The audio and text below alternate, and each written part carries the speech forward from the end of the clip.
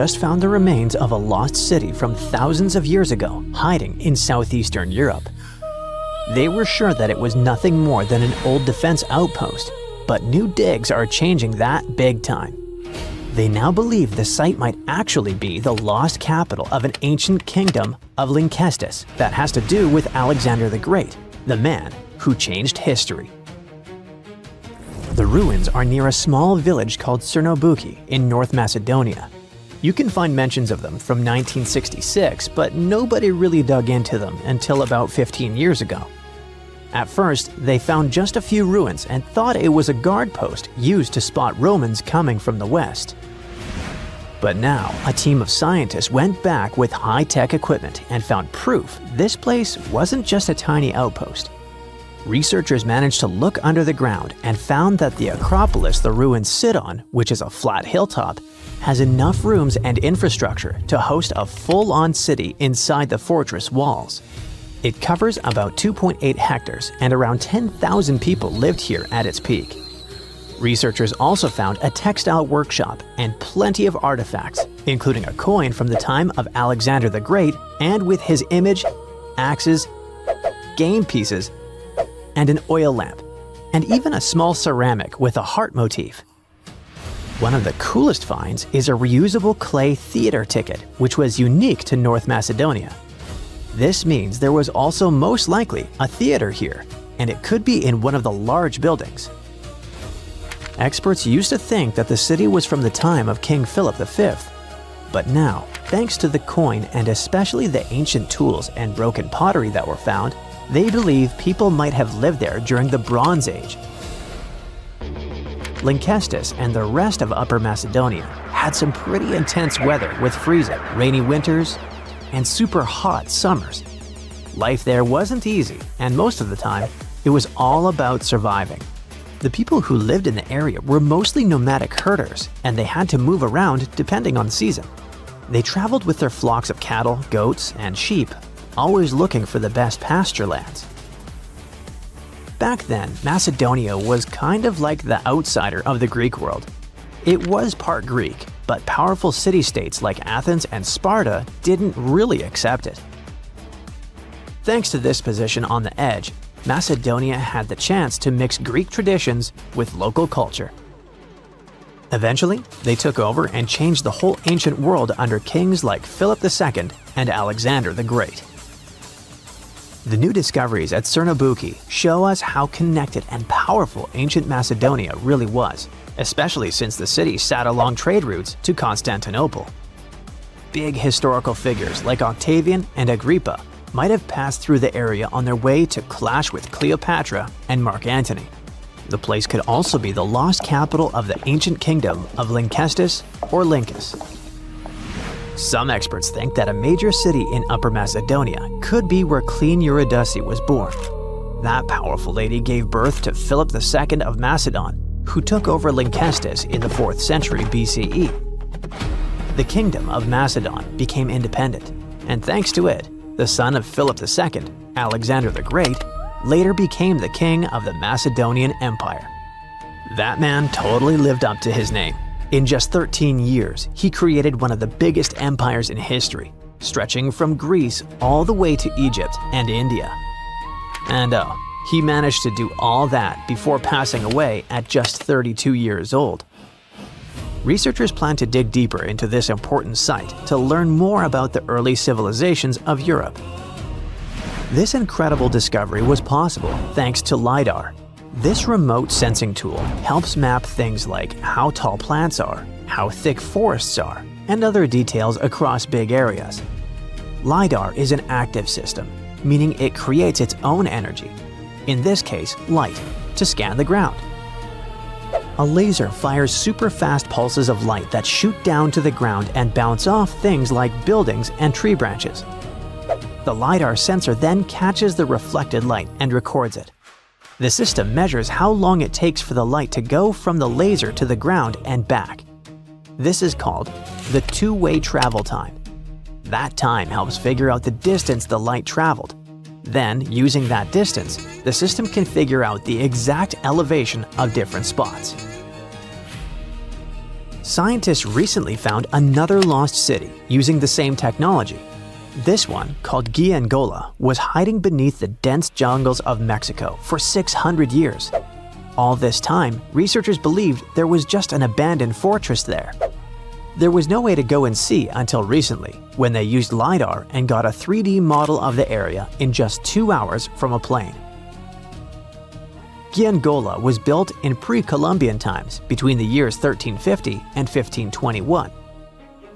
It covered 360 hectares and had over 1,100 buildings, 2.5 miles of defensive walls, and a whole network of internal roads.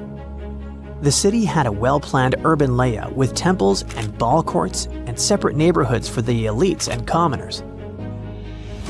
It was a crucially important place for the Zapotec people, a group that had lived in the area since around 600 BCE.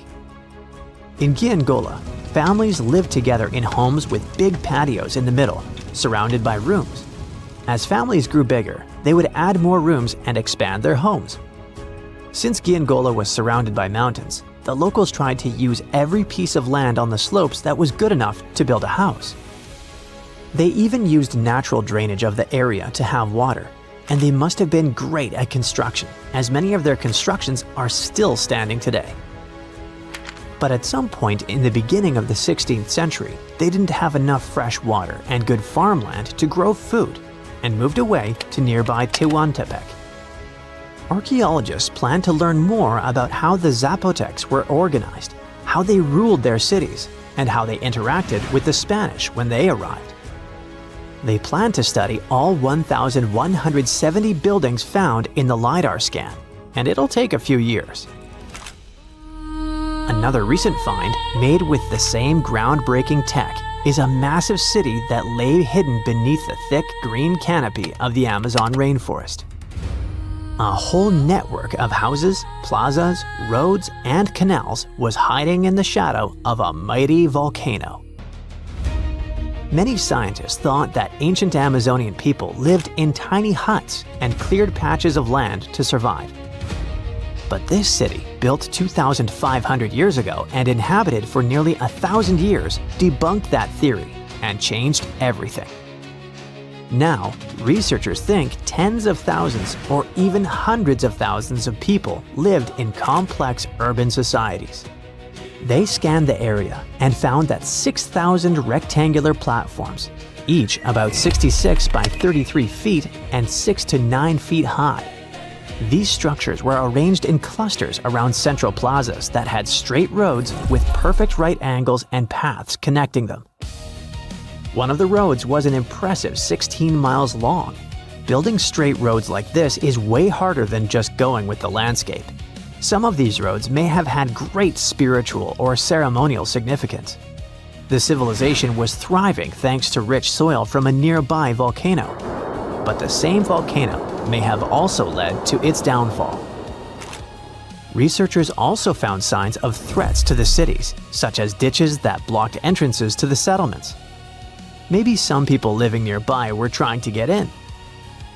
The next step for the scientists will be to study the adjoining 116 square miles to know more about this large, complex society that could be bigger than the well-known Mayan cities in Mexico and Central America. So archaeologists have uncovered an entire block of Pompeii, and it looks like it all belonged to one uber-wealthy individual. They had a huge private residence, a laundry, a bakery, and a large private bath complex where they literally bathed in luxury. Scientists think it could be the largest ever found there, complete with 3 rooms with different temperatures, exquisite artwork, and a huge plunge pool. It was lying beneath layers of volcanic rock and ash for 2,000 years, but it's so well preserved that it feels like the people had only left a minute ago. The bathhouse was in a residential and commercial block known as Region 9 in the city center. It could fit up to 30 people at a time and was a status symbol used to impress visitors. Only a few houses in Pompeii had a private bath complex, so it was something for the wealthiest of the wealthy. The owner may have invited guests to discuss business or even host team-building events, much like a modern-day CEO of some big company.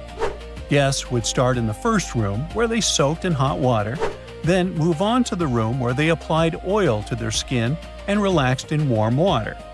The final stage was a cold water bath to refresh themselves. It was the largest and most impressive room, with red columns and frescoes of athletes.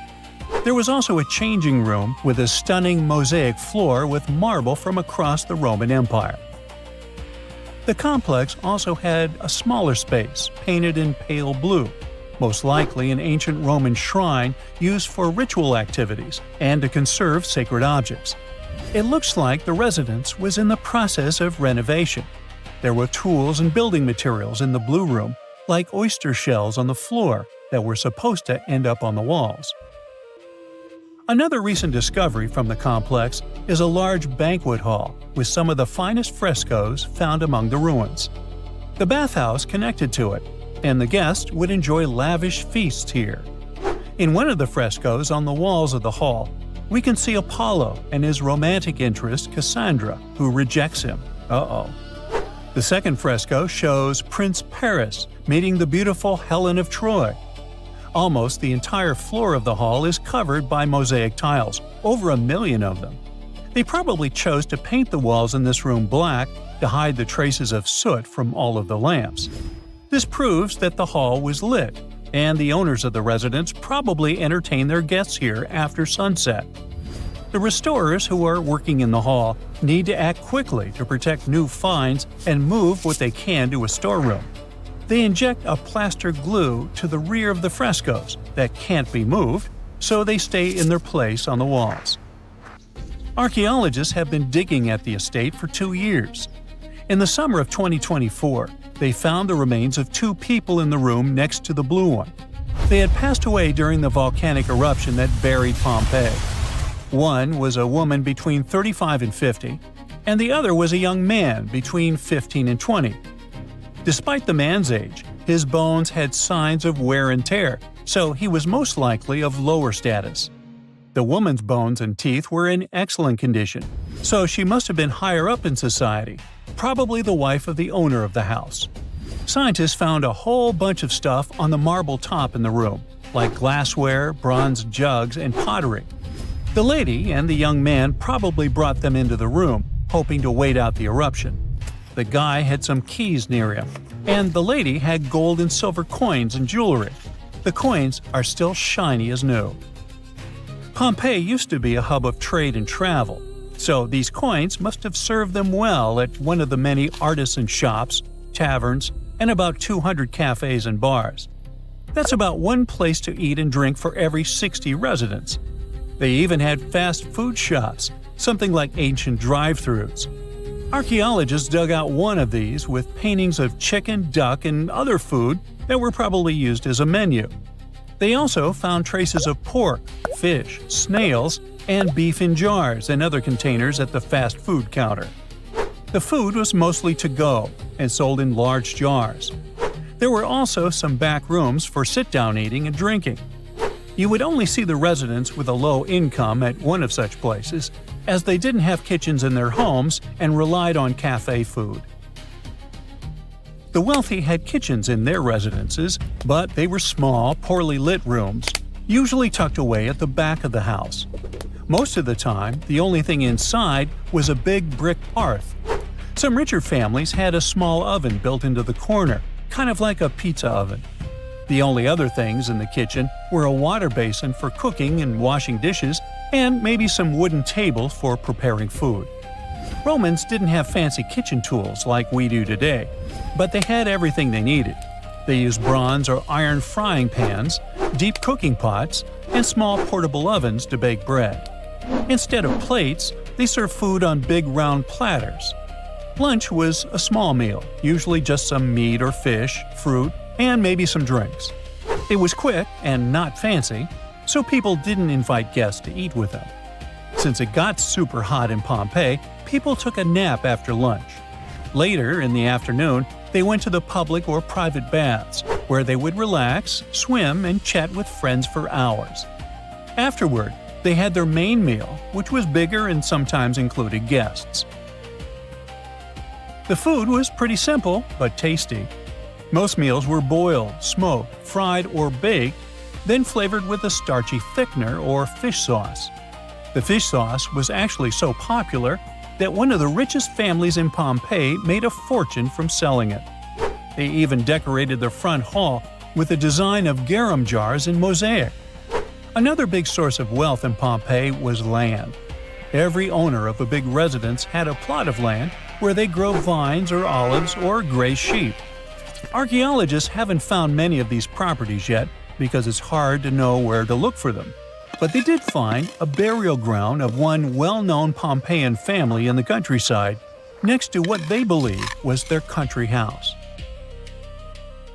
One of the most exciting things to do for Pompeians with different levels of income was going to the amphitheater to watch big, action-packed shows with gladiators. Their giant stadium is the oldest surviving one of its kind in the Roman world. The shows lasted for days, and crowds came from all over to watch. Fans got so excited that in 59 CE, a huge brawl broke out between people from Pompeii and a nearby town.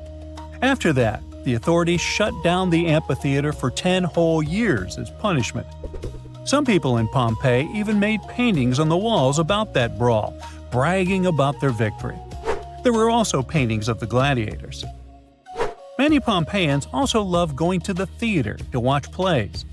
The local theater was built in the 2nd century BCE and was later made even bigger and fancier. People watched funny comedies, silly performances called farces, and dramatic plays about ancient myths. Some plays came from Greece, and wall paintings in Pompeii showed that people liked the famous Greek playwright Menander.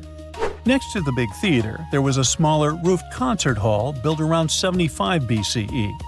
They used it for musical performances.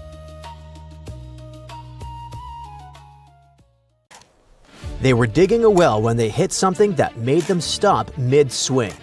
Their shovels struck stone, and as they cleared the dirt away, the farmers saw blocks, lined up like bricks in a fortress wall. It happened in Texas in 1852. But to this day, there's no single explanation for something that looks like a secret buried city beneath quiet streets and front lawns. The diggers who found the well said that the structure stretched for miles. In some places, it dropped dozens of feet below the surface. The stones looked strangely orderly, almost like someone had stacked them, and in certain places, the shapes even formed arches. Other sections looked like windows or steps climbing upward. Before long, people started calling it the Great Wall of Texas. And the story spread quickly. Farmers, builders, and curious locals all grabbed shovels and started digging around, hoping to figure out what it really was. And that's when they noticed that the blocks seemed separated by seams that looked suspiciously like mortar. It was really hard to believe that nature could stack limestone into right angles and parallel lines like this. Then, things got even stranger. In 1886, a local newspaper wrote about a massive petrified skull found near the wall. They also mentioned underground chambers, lost rooms beneath Texas soil, and relics of something powerful and old. And then, almost as quickly as it appeared, the story vanished from print. There were no follow-up articles, no skull preserved in a museum, no official investigation that anyone could point to. It was as if the story had quietly slipped out of existence. People got even more intrigued and wanted to know if someone had suppressed all the info about the find on purpose. Someone suggested that some powerful institutions had quietly removed artifacts. Over time, theories piled up. Lost civilizations, ancient giants, even a North American counterpart to the Great Pyramid. But then, modern science stepped in with drilling rigs. Geologists drilled deep into the formation and pulled out samples of the rock. Then, they ran paleomagnetic tests. When rocks form, tiny magnetic minerals inside them line up with Earth's magnetic field at that moment, almost like microscopic compass needles frozen in place. If workers had cut these blocks somewhere else, maybe dug them out of a quarry, and then transported and assembled them into a wall, the magnetic patterns inside the rocks would have pointed in different directions. Each block would carry the signature of the place where it originally formed, but every sample had the same magnetic orientation, which means the stone formed exactly where it sits today. Researchers figured out the wall was made of rare limestone. This material can fracture in surprisingly straight lines as it hardens underground.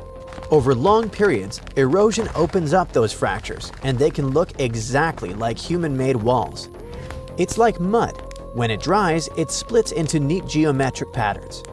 Now imagine the same process happening underground, slowly over millions of years on a much larger scale. Today, the scientists are sure that the rock wall formation developed naturally. It only seems constructed by humans. Recently, a family whose ancestors were early rock wall settlers donated a piece of land to the city that has the original site where the wall was excavated. And because the interest in the place lives on, the city authorities plan to make the original wall accessible to the public. The rock wall isn't alone. In 1968, 3 divers spotted large rectangular limestone blocks near North Bimini in the Bahamas. The blocks were in a straight line stretching about a half a mile. Divers called it the Bimini Road. It consists of massive angular blocks of limestone. Some of those blocks are up to 13 feet long. Many of the blocks look like they once had right-angled corners, as if someone cut them and placed them there with purpose. The 3 divers found this construction when the world buzzed with interest in Atlantis. So headlines immediately connected the dots and were seriously asking whether this could be the first physical trace of Plato's legendary civilization. We still don't have any archaeological evidence to confirm it actually existed, but the timing and the shape of the Bimini stones made many people believe that was it. But then, geologists explained that beach rock forms when sand, shell fragments, and other coastal sediments cement together in warm, shallow water. The Bimini blocks consist of small mud pellets, grains of sand, shell pieces, remains of tiny single-celled marine organisms, and fragments of algae. Over time, chemical reactions bound these materials into solid limestone sheets. Natural fractures split the sheets into rectangular blocks. As sea levels rose at the end of the last ice age, water gradually submerged the formation. Waves and currents eroded the sand beneath parts of it and made some blocks look slightly elevated or recessed. Then, researchers did radiocarbon dating on rock samples, shells embedded with them, and the carbonate cement holding everything together. That's how they found out that the stones were roughly 2,000 years old. It's way after Atlantis' supposed demise 12,000 years ago. So no, the Bimini Road doesn't lead to Atlantis. But it helped scientists better understand how coastlines evolve, how sediment hardens, and how rising seas reshape continents. There's another mysterious structure that might have to do with Atlantis. Meet the Eye of the Sahara, or more officially, the Richat structure in Mauritania. From space, it looks like a 25-mile-wide bullseye carved into the desert. Concentric rings ripple outward like someone dropped a cosmic pebble. People who saw it first thought it was a spot left by a meteor impact. And a new theory links it to Atlantis. They say it looks exactly how Plato described it, with a center island with 3 rings of water and 3 rings of land around it. The Eye of the Sahara sits totally dry right now, but imagine if you dropped it down to sea level. Ocean water would rush in and fill those dips, and boom, you get something that looks a whole lot like Plato's famous city. On top of that, the size seems pretty close. Plato said the main part of Atlantis measured about 11 miles across, and the Richat structure measures roughly 13 miles wide. But wait, Atlantis famously sank into the ocean, so for this to work, the eye had to sit right at sea level a long time ago. The fans of this idea claim that this whole chunk of northwest Africa slowly pushed upward over the last 11,000 years. They say it sat right at the ocean's edge way back around 9,600 BCE, which is exactly when Plato's story takes place. To back this up, they point out tons of salt inside the rings in satellite pictures, saying this proves ocean water used to sit right there. They also see sand all around the eye that looks like a giant wave washed over it. A huge wave like that would totally wipe out any city sitting there, just like the wave that supposedly sank Atlantis. It all sounds pretty convincing, but actual scientists and historians totally disagree. Because when you look closely, the facts just fall apart. Yes, the eye has 3 clear ridges, but if you measure all 3, the whole thing stretches way bigger than 13 miles. On the flip side, if you only measure out to 13 miles, you have to leave out the 3rd ridge entirely. So it doesn't actually match Plato's description perfectly, since you simply can't have it both ways. Modern satellite images show that the eye formed from uplifted rock layers that were pushed upward by molten material beneath the surface. Wind and water erosion then peeled back those layers like an onion over at least 100 million years. The oldest rocks sit in the center. Younger layers ring outward. It's a geological dome, not a crater, not a city. Inside the structure, scientists found igneous rocks, hardened magma, and sedimentary layers twisted by immense pressure. Hot water chemically changed the rocks and left additional signatures. Ancient stone tools also scatter across the region, showing that early humans once passed through. This site is now among the most significant geological heritage locations on Earth. In 1925, a British explorer named Percy Fawcett stepped into the Amazon rainforest and never stepped back out. He brought his son, Jack, and his son's best friend, Raleigh. The 3 of them were chasing a legend, a hidden city Fawcett called Z. They were never seen again. Nobody managed to find their camp nor their bodies. Just one of the most famous disappearances in the history of exploration. For about 100 years, Z stayed exactly what it sounded like, a myth. Most scientists assumed the Amazon simply couldn't have hidden a real civilization. And the reasons for that were numerous. The soil was too poor to sustain large numbers of people. The floods came too often, plus the area is full of diseases. Think of all the exotic mosquitoes and other dangerous creatures that can end a human life with one seemingly innocent bite. With all of that stacked against them, it seemed obvious that nothing more than small, scattered communities could ever have survived under that canopy. But that assumption just collapsed, all thanks to one smart laser system. Researchers have started flying drones equipped with LiDAR, short for light detection and ranging, over the Amazon. LiDAR fires millions of laser pulses at the ground and measures what bounces back, which lets scientists digitally strip away leaves, branches, and entire trees from the data. What's left is the bare earth underneath. And underneath that jungle, it turns out, was indeed a civilization. Some experts now believe they may finally be finding the lost civilization Fawcett spent his life searching for. Except this time, they're doing it by piloting a drone instead of hacking through vines. Think about that for a second. An obsession that drove a man to his death in the jungle, one that turned into a near mythical footnote in exploration history, might actually have had a real answer all along. Not buried gold, not a fantasy kingdom, but something arguably more interesting. An entire engineered society that modern science had, until recently, also assumed was impossible.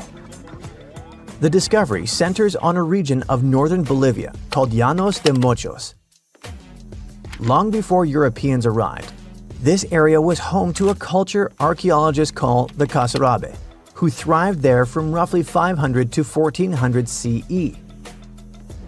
What the LiDAR scans revealed wasn't just one settlement, it was more of a layered network. The Casarabe built 4 different tiers of towns, ranging from small outposts to massive regional hubs. The biggest of these primary settlements covered close to 200 square miles. To get the perspective, it's about the size of Atlanta, Georgia. Zoom out further and the full network of causeways, canals, reservoirs, and farmland sprawls across nearly 1,730 square miles, bigger than the state of Rhode Island. Inside that footprint stood canonical pyramids climbing about 65 feet into the sky, along with massive U-shaped ceremonial platforms and open plazas that likely once hosted gatherings, rituals, or trade. In sheer scale, these structures are said to rival the famous Tiwanaku civilization of the Andes, one of the great powerhouse cultures of pre-Columbian South America. To put that in perspective, this wasn't a village with a few mud huts and a fence around it.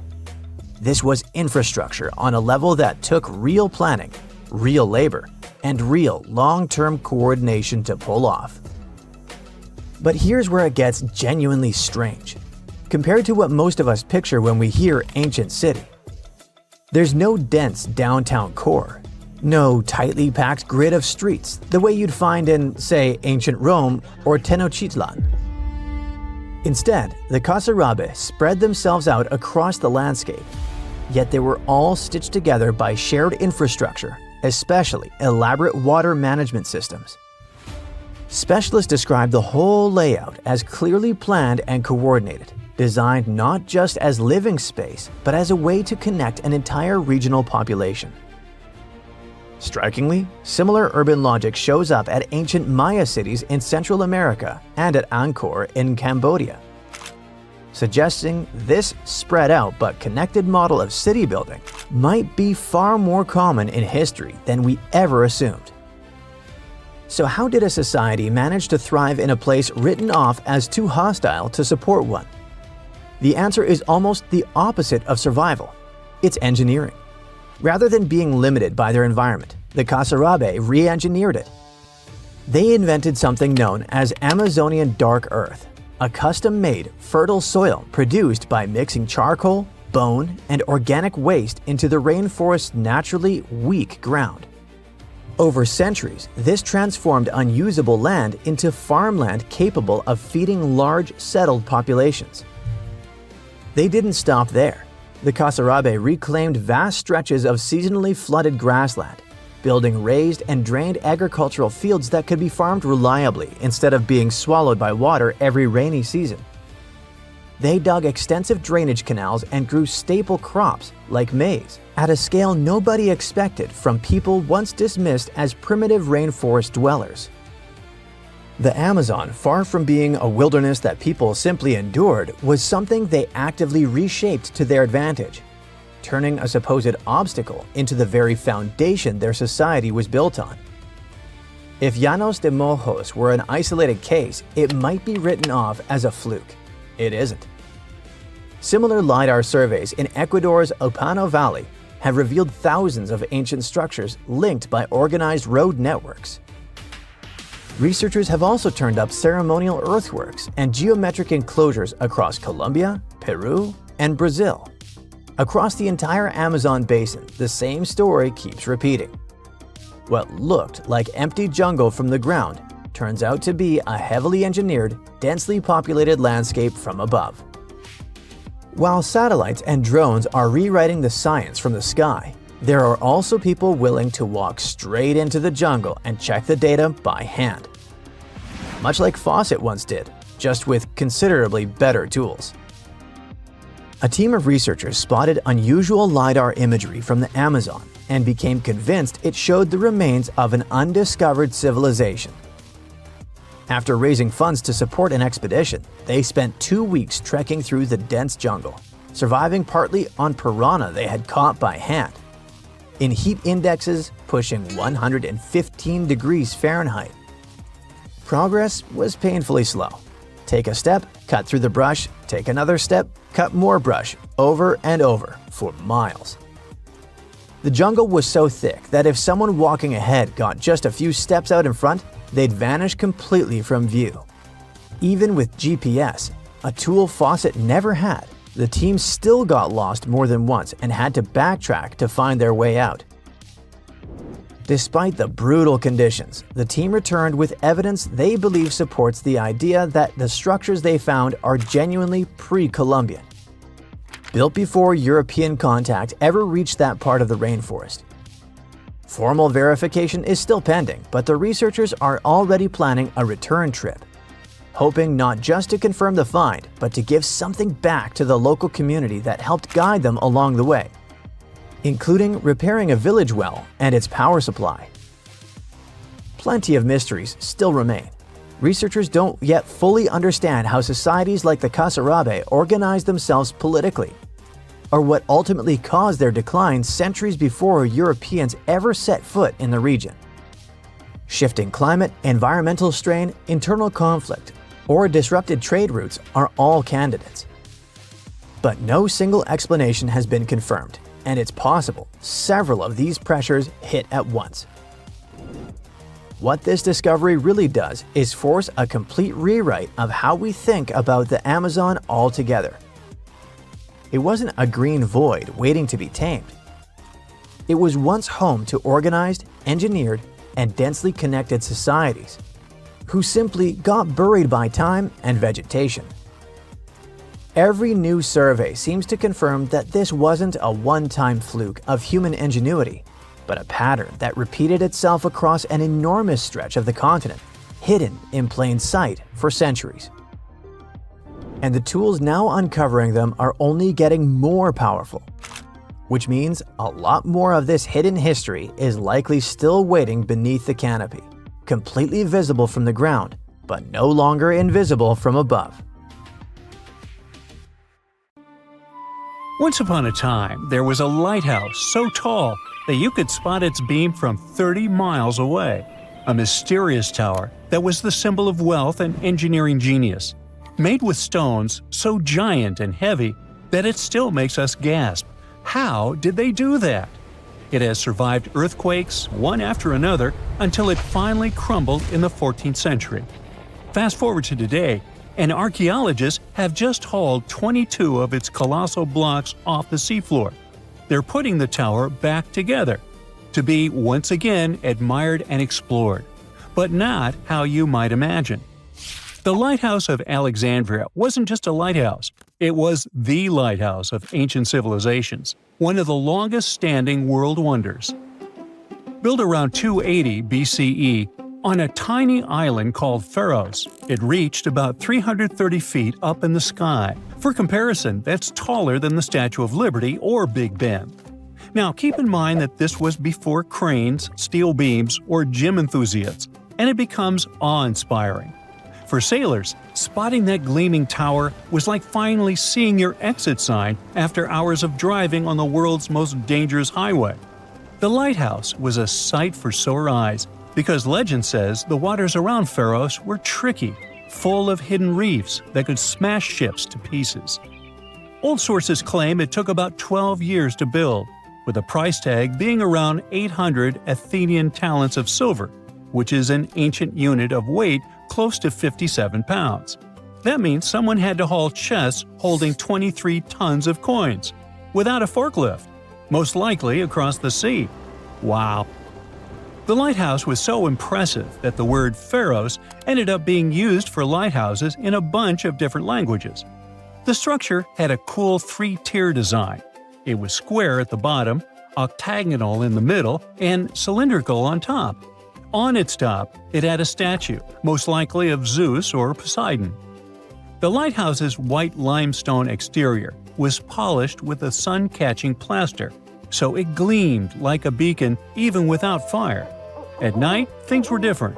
Wood was hard to come by in Egypt, so the fire on top may have been fed with bundles of papyrus roots or even naphtha for a brighter flame. Whatever the fuel, its glow was boosted by a massive polished bronze mirror. Now, bronze mirrors were common back then. It wasn't until the Renaissance, way long after the Pharos had crumbled, that glass-coated mirrors became standard in European lighthouses. During the day, the same mirror could reflect sunlight, and the tower's bright white silhouette, along with the smoke curling up from the fire, would help sailors find their way.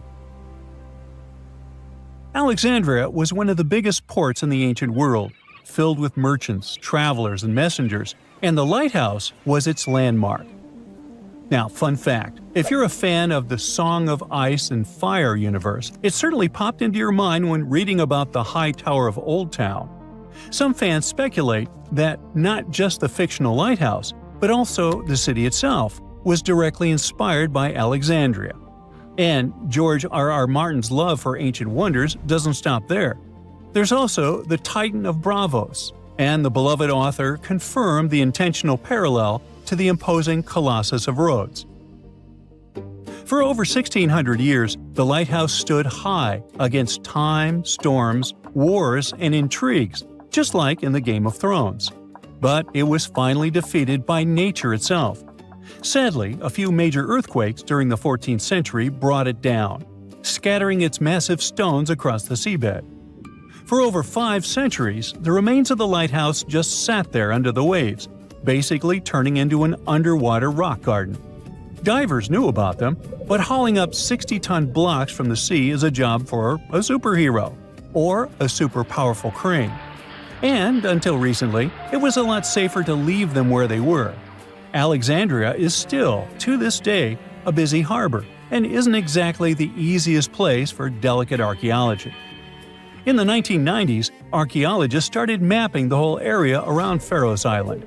What they found was precision-cut limestone and granite blocks, some still showing carved edges.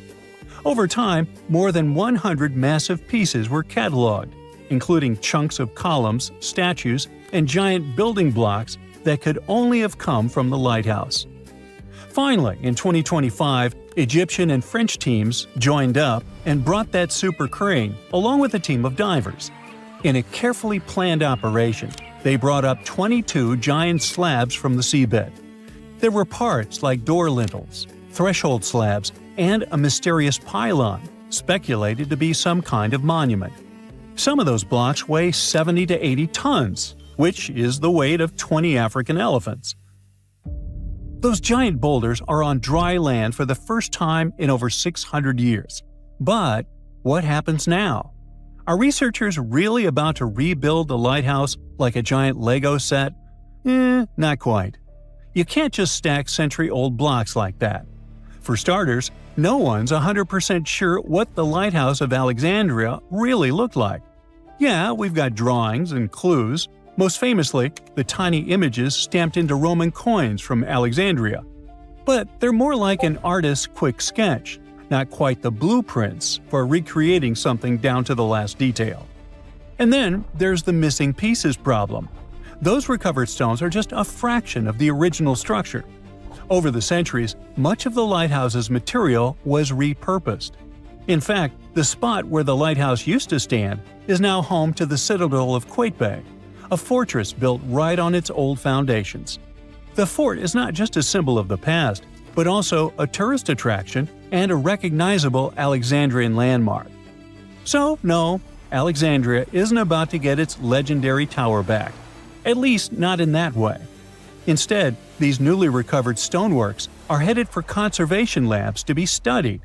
Specialists will clean, stabilize, and document every carved groove and chisel mark. Later, they're likely to head to a museum. After all, it's part of the national treasure. However, that's not the end of the story. We still have the technology on our side that promises a fully recreated and explorable lighthouse, just like it was all those centuries ago. The entire endeavor is called the Pharos Project, and its mission is to turn those hauled massive stones, lintels, thresholds, base slabs, and even a mystery pylon into a complete walk-through digital twin of the Lighthouse of Alexandria.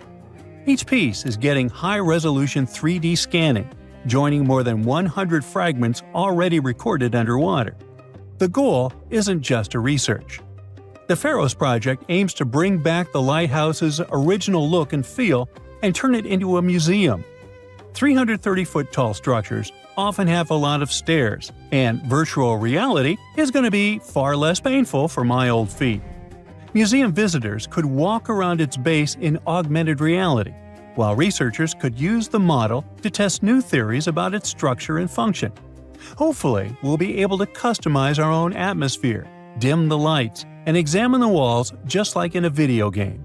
Maybe they'll render pigeons and seagulls to make it even more authentic. We still don't have many details, but the entire thing is being recorded and will be made into a documentary. While we don't have booths to time travel, talented designers can bring the past back to the present. They just need the correct concept art. Sure, nowadays you can recreate almost everything in 3D, but the point here is the authenticity, to put it back together exactly how it was. This is what the Project Pharaohs wants to achieve. Maybe one day, every ancient world wonder will end up being recreated in a similar way. But there's no reason to stop there. Virtual tourism can save time and money. And while nothing can replace the real experience, visiting authentic locations recreated in virtual reality may be the next best option. Locals are already excited. The Citadel of Qaitbay is already drawing people, but now Alexandria is about to get the first digital tourist attraction. Soon anyone with a VR headset can stand on top of this historic wonder, squint while watching the sunset, and finally answer the burning question: is it possible to get exhausted while climbing virtual stairs? And can I customize the soundtrack? Ooh. When you think of an epic desert scene with blazing sun, endless dunes, and those magical little oases, you probably picture the legendary Sahara, right? But what if I tell you that 11,000 years ago, this vast expanse of hot sand looked totally different than it does today? Yeah, I don't know, I wasn't around then. But I'm told that back then, what we now call a desert was a lush paradise, brimming with lakes, rivers, grassy plains, and even woodsy forests. So, where did all this water go? There are many stories about the distant past of our planet when deserts were covered with jungles and forests, and then something happened, like changing climates or colossal earthquakes, and it all turned green lands into dunes. But how about a theory that Sahara became a desert because of humans and goats? The Sahara has seen its fair share of wet and dry drama throughout the ages, mostly thanks to little shifts in Earth's orbital tilt, causing variations in how much solar radiation hits the atmosphere. There were even times called the African humid periods, when the rain would pour in and transform the dry landscape into a bright green haven. But between 8,000 and 4,500 years ago, something really funky happened to this region. Certain areas went from humid to dry way too fast to explain it by just orbital changes. In the blink of an eye, the lush Sahara turned into the Sahara we know today. Now, if you ask scientists why it happened, they will tell you, oh, it's just poor parameterization of the data. Bet you didn't get it, did you? What? Well, right, let me translate it from scientific to common human. It means they really don't know the answer themselves, and they got a bunch of missing puzzle pieces. But as scientists sifted through ancient dirt and pollen samples, they spotted a quirky trend. Wherever there were pastoralists, also known as humans with their domesticated animals, the plant life seemed to shift. It was as if every time humans and their furry friends meandered through the greenery, they turned it into scrub and desert right behind them. Oops. Yep, chances are that by overgrazing, humans were sapping moisture out of the atmosphere, since plants give off moisture, which helps make clouds and making things even sunnier, leading to a quicker end of the humid vibes. Plus, our ancestors may have been getting a little too cozy with fire for land management, further speeding up the desert takeover. Anyway, scientists are sure that this lush Sahara would have turned back into desert eventually, even if humans hadn't shown up, thanks to Earth's natural rhythms. So there's no need to pin this abrupt change solely on humans. It could simply be about nature getting feedback from vegetation and dust cycles.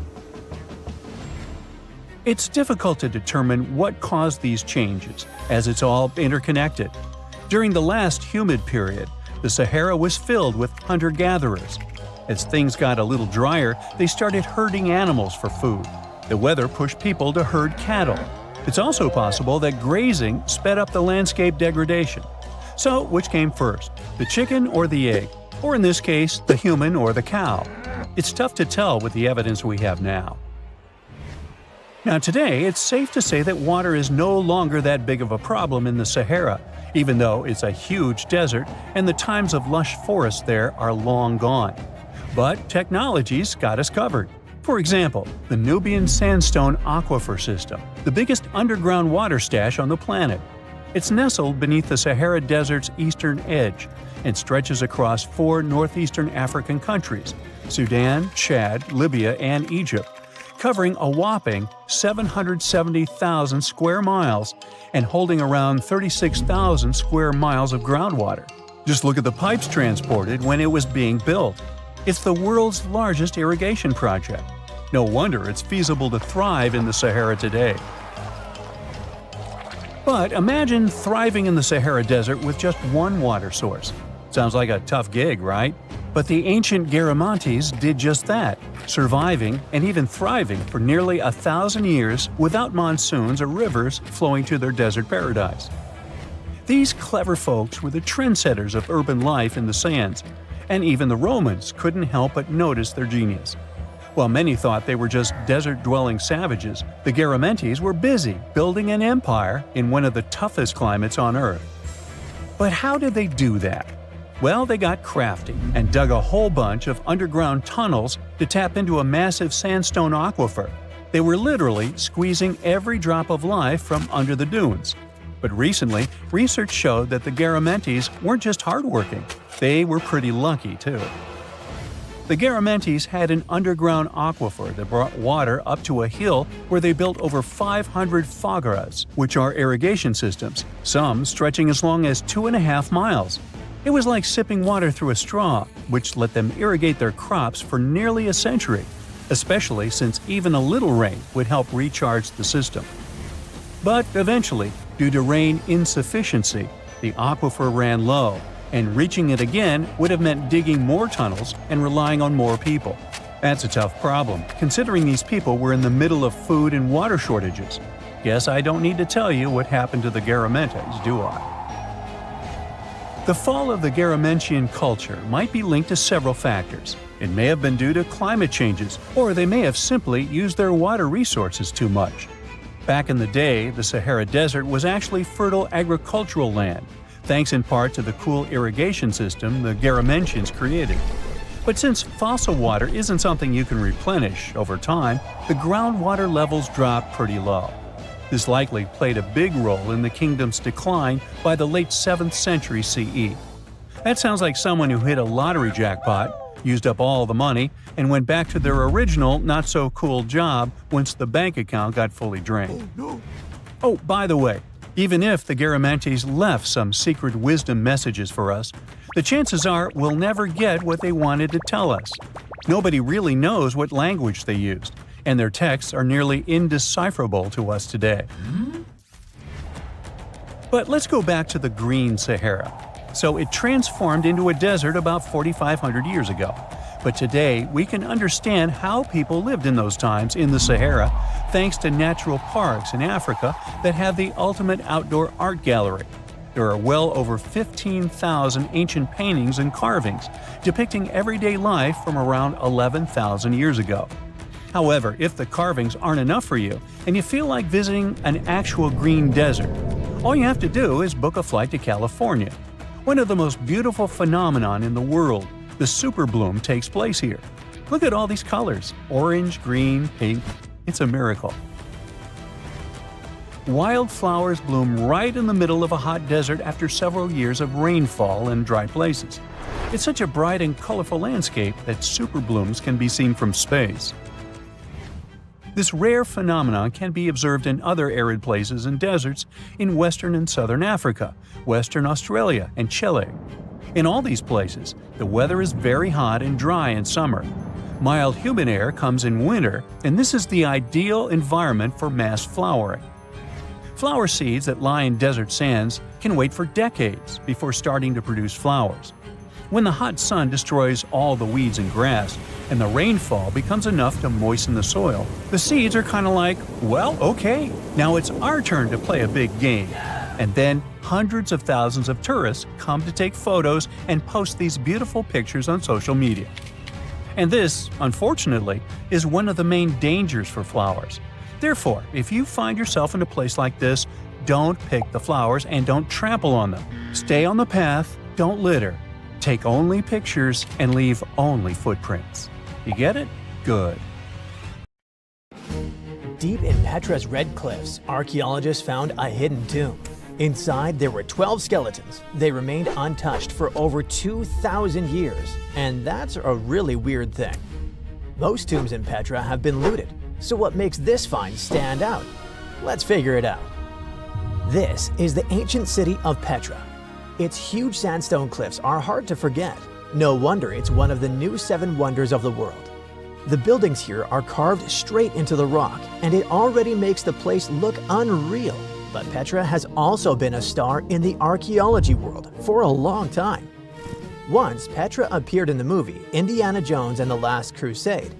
Some scenes were filmed right in front of the famous building called Al-Khazneh, or the Treasury.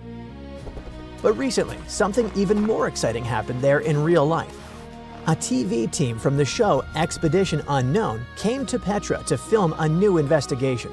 And while they were there, archaeologists made a huge discovery. They found 12 human skeletons and several ancient objects. All of them were buried under the ground in front of the treasury, hidden there for about 2,000 years. Archaeologists didn't start digging right away. First, they used a special tool called ground-penetrating radar, something like an X-ray for the ground. Instead of guessing where to dig, the machine scans underground and shows shapes that might be tombs or empty spaces. Anyway, when the team looked at the radar data, something interesting showed up. The patterns looked very similar to places in Petra where tombs had already been found before. That was a big clue that something might be hiding underground. After seeing the results, the authorities of Jordan gave permission for the excavation. That's when the team finally started digging under the famous site. And that's how they uncovered the skeletons and ancient artifacts. Interestingly, many tombs in Petra have been found completely empty, because over the centuries, anything valuable was taken by looters, or simply disappeared with time. But this tomb was very different. Inside, the team discovered 12 human skeletons and a few ancient objects. Some of the bones even had mold on them. That happened because Petra is carved into sandstone cliffs. Sandstone is quite porous, which means it can soak up water like a giant sponge. The area sometimes floods, and moisture likely slowly made its way into the tomb. Along with the skeletons, the archaeologists found stuff made of bronze, iron, and ceramic.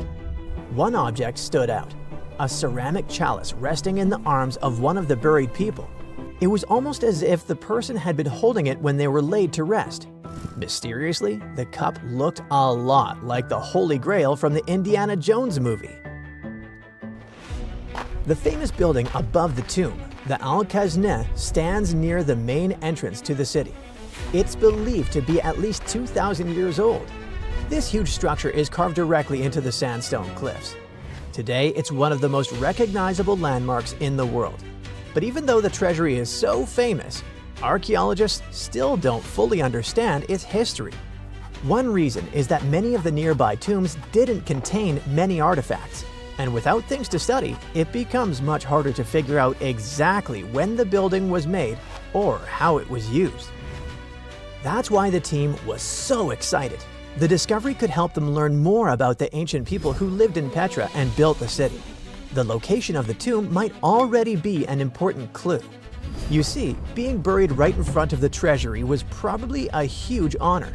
The human remains themselves could also tell an interesting story. The skeletons were still lying in their original positions without being moved around or disturbed by looters. That's why scientists can study them much more carefully to learn things like how old these people were, how they lived, or if they were healthy. We could also learn more about the place those people called home, the ancient city of Petra. It was built more than 2,000 years ago by the Nabateans. Starting around the 4th century BCE, this desert city became the center of their kingdom and an important stop for trade across the Middle East. The location helped a lot. Petra sits in a valley surrounded by mountains, and the main entrance is a long, narrow canyon called the Al-Sik. Because the path is so tight, the city was easy to defend and hard for enemies to attack. Thanks to these factors, the city grew quickly.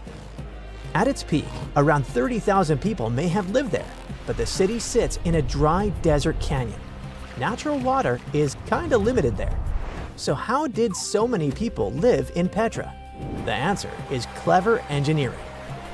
The Nabateans built a water system that was incredibly advanced for its time. They didn't rely on one water source. It was a whole network carved directly into the rock. They cut channels, pipes, and storage tanks into the cliffs. This helped them guide water from nearby springs into the city. It was like an ancient plumbing system built entirely out of stone. Even better, the water didn't just flow straight into the city. First, it passed through special settling basins where dirt and sand could sink to the bottom. After that, the water was stored in large reservoirs surrounded by thick stone walls, which helped keep the water cooler in the desert heat. Flash floods were also a big danger in the canyon. When heavy rain fell in the surrounding mountains, water often rushed down the narrow valleys. To deal with that, the Nabateans built dams and channels that redirected the floodwater into storage reservoirs.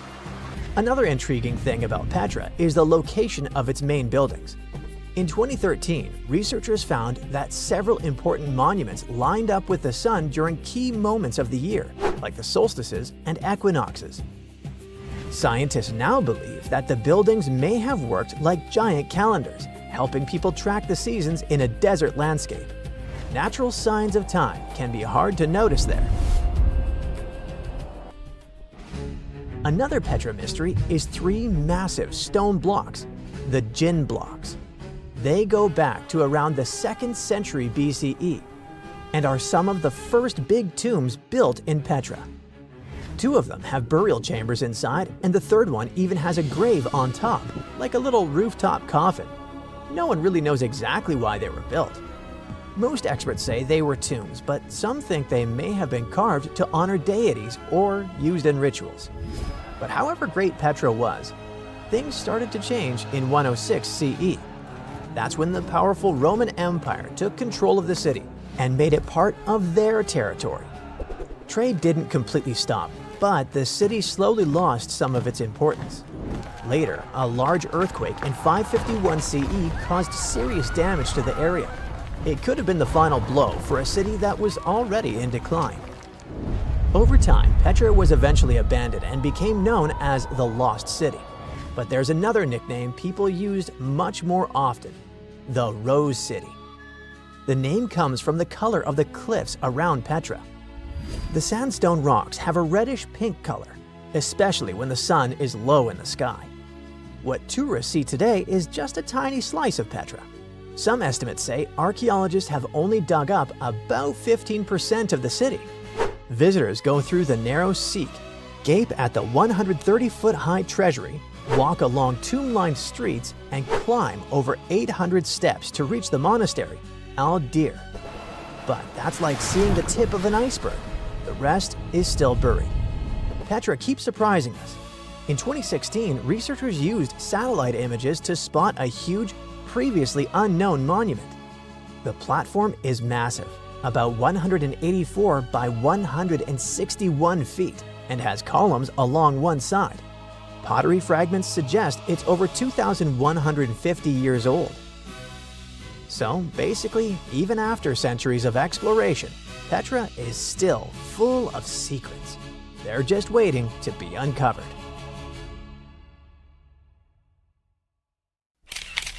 The Sahara Desert is home to highly dangerous creatures like the Death Stalker scorpion and the desert horned viper, but they're nothing compared to a mysterious beast that lived there 95 million years ago.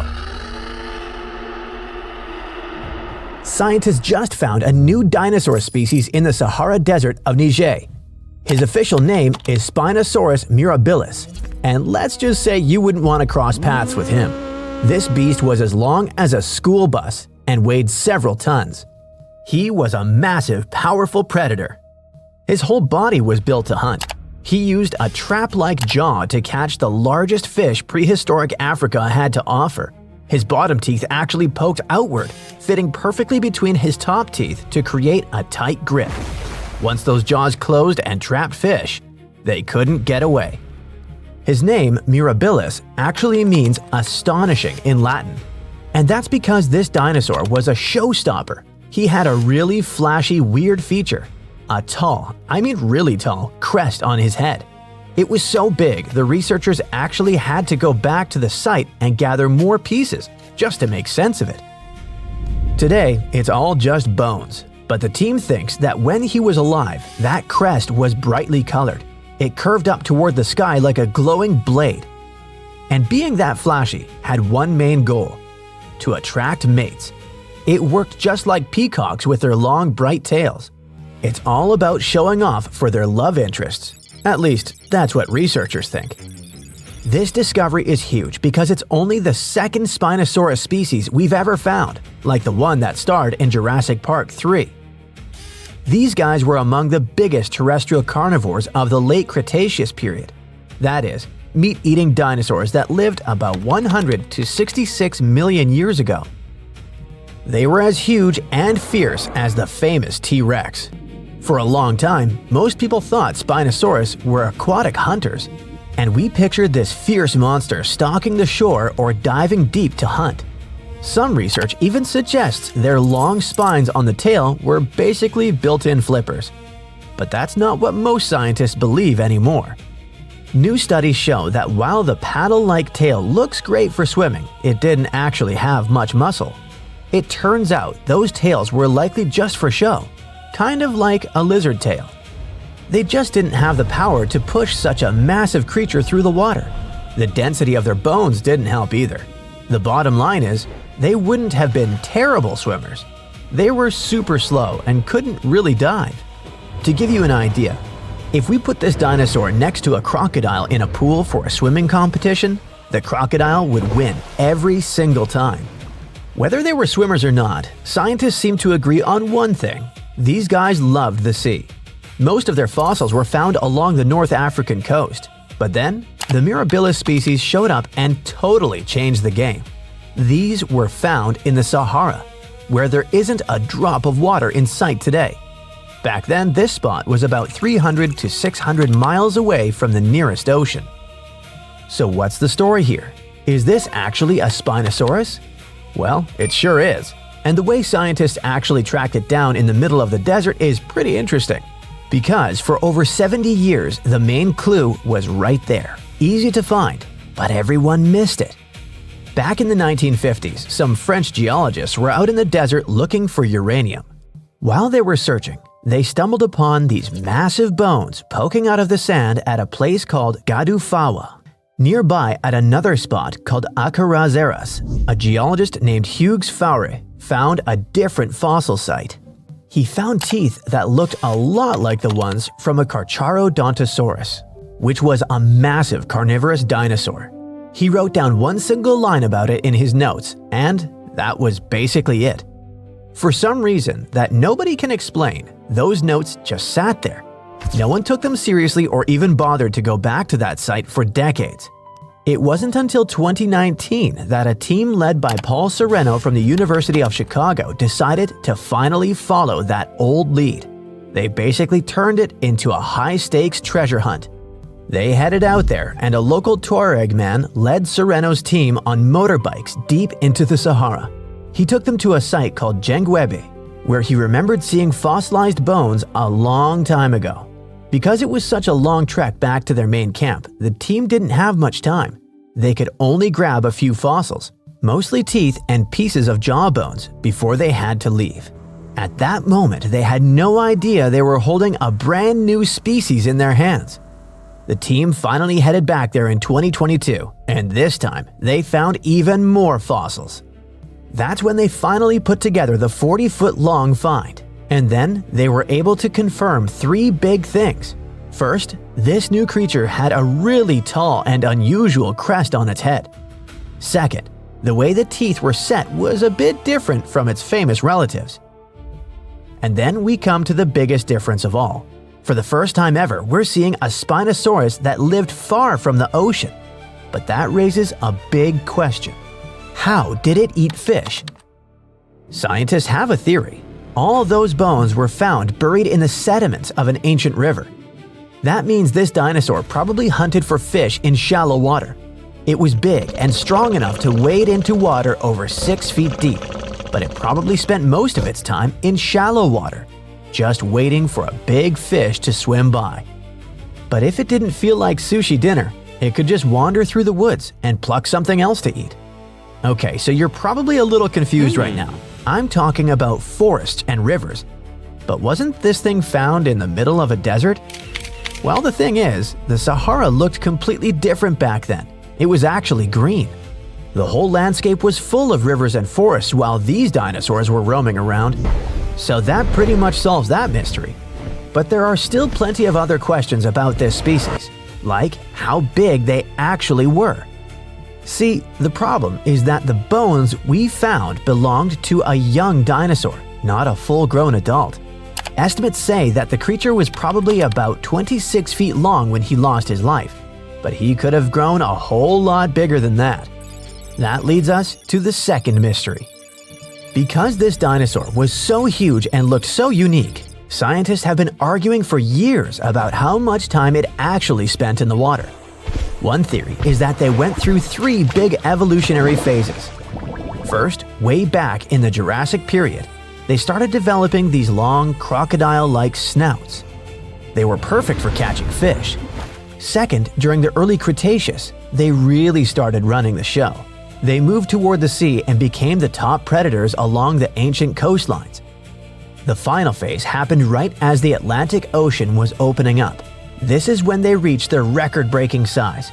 They basically became shallow water ambush specialists, sticking mostly to North Africa and South America.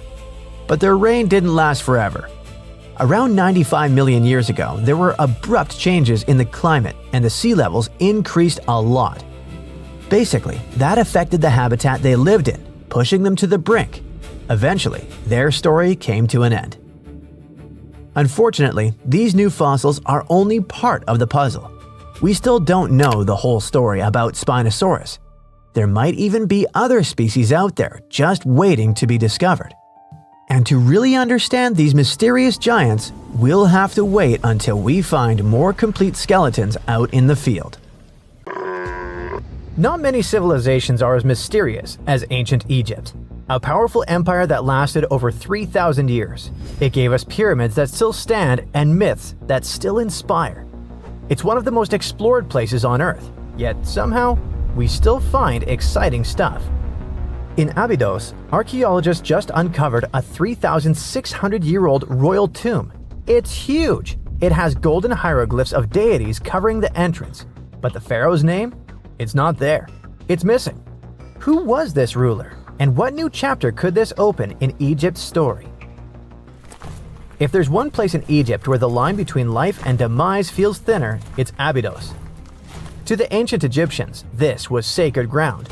They believed it was the burial place of Osiris, the god who literally passed away, had his remains separated, and came back to life to rule the underworld. Because of that, Abydos became Egypt's spiritual gathering place. Pharaohs built amazing temples here, like the Temple of Seti, famous for its King's List, a wall that has the names of 76 pharaohs carved in it. Pilgrims came from across Egypt, leaving offerings and participating in Osiris festivals, where his demise and rebirth were ritually reenacted. It wasn't just symbolic worship, it was Egypt's version of Comic-Con. But instead of cosplaying superheroes, people reenacted gods coming back to life. Obviously, pharaohs competed to be buried as close to Osiris as possible. Abydos became part cemetery, part holy city, part afterlife insurance policy. Fast forward thousands of years, and we still uncover remarkable stuff around Abydos. That's the case with the recently discovered tomb. In early 2025, a joint team of researchers from the US and Egypt decided to dig beneath a rocky rise ominously called Anubis Mountain. You remember Anubis, the jackal-headed deity who guarded cemeteries. The uncovered royal burial was hidden 23 feet below the surface. Sadly, even though it eluded archaeologists for so long, robbers had already taken away with treasures ages ago. They could definitely tell this was a tomb of someone super important.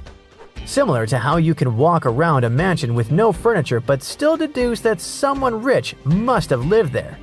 The chamber had mud brick vaults rising over 16 feet. That's taller than a female giraffe standing upright. For something built 36 centuries ago, it still felt enormous.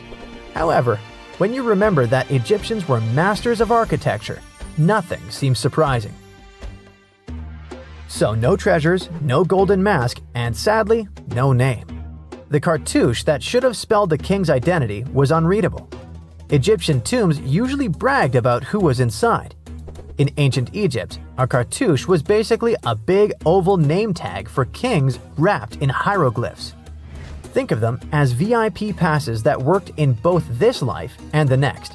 Without it, your soul couldn't check into the afterlife hotel. That's because to the Egyptians, your name, your Ren, wasn't just so your teacher could distinguish you from kids with the same haircut. It was a core part of who you were. As long as your Ren survived, so did you. To have your name forgotten was considered a fate worse than passing away. A soul cannot journey without a name. That's why you'd see cartouches all over the place, on temples, obelisks, jewelry, statues, and tomb walls.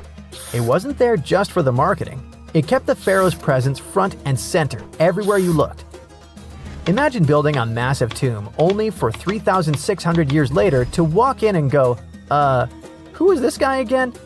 Not cool at all. That's why it's fair to imagine our nameless pharaoh haunting the robbers for all eternity. So yeah, cartouche was considered very significant. One of the most famous and mind-blowing examples comes from the tomb of Thutmose III. His burial chamber and sarcophagus were literally shaped like a cartouche. In other words, the entire room was a living architectural symbol of his name. Thankfully, in the recently discovered tomb, not everything was erased. Painted in golden hues at the entrance were two familiar guardians, deities Isis and Nephthys. Isis was the magician who stitched Osiris back together and breathed life into him. Nephthys, her sister, was the eternal mourner and protector of the mummy. Together, they promised that whoever rested here would not face the afterlife alone, and it's one additional proof of the importance of the mysterious pharaoh. So, who could this be? To answer that, we need to go down history lane. This tomb dates back to Egypt's messy chapter called the Second Intermediate Period. Instead of one ruler in charge, the country had many rival kingdoms, each with its own little power base, like a real-life Egyptian version of Game of Thrones. And right in the middle of that chaos was Abydos. For a while, it was home to its own line of kings, the so-called Abydos dynasty. Those weren't the pyramid builders everyone knows, and that's why they're so mysterious. They left behind almost nothing. No great monuments, no sprawling cities, just fragments of names on broken blocks. For centuries, many scholars even doubted they existed at all. That sorta changed in 2014, when archaeologists uncovered the tomb of Senebkay, one of those shadowy kings. Now, everything we know about Senebkay points to him having quite a story to tell. His bones revealed 18 deep wounds, the kind you get in battle. He had blows to his skull, back, and hands, and likely lost his life fighting, making him one of the few pharaohs we know who sadly fell in combat. His tomb was modest, with reused artifacts from earlier kings, but it delivered one priceless thing: proof. Until Senebkay, the Abydos dynasty was just a theory. With him, it became real. And that's why the new discovery could be a big deal. The newly uncovered royal tomb at Abydos shares the same layout and style as Senebkay's. It has limestone chambers, mud brick vaults, and protective deities, although it's much bigger. Which again raises the possibility that we're looking at an even earlier, more powerful ruler of Abydos. Whoever he was, he wanted to be remembered alongside the greats. Which is ironic, because it seems that history tried erasing him. Perhaps additional findings alongside his tomb could tell us more. Yes, there's more, and it's actually pretty cool.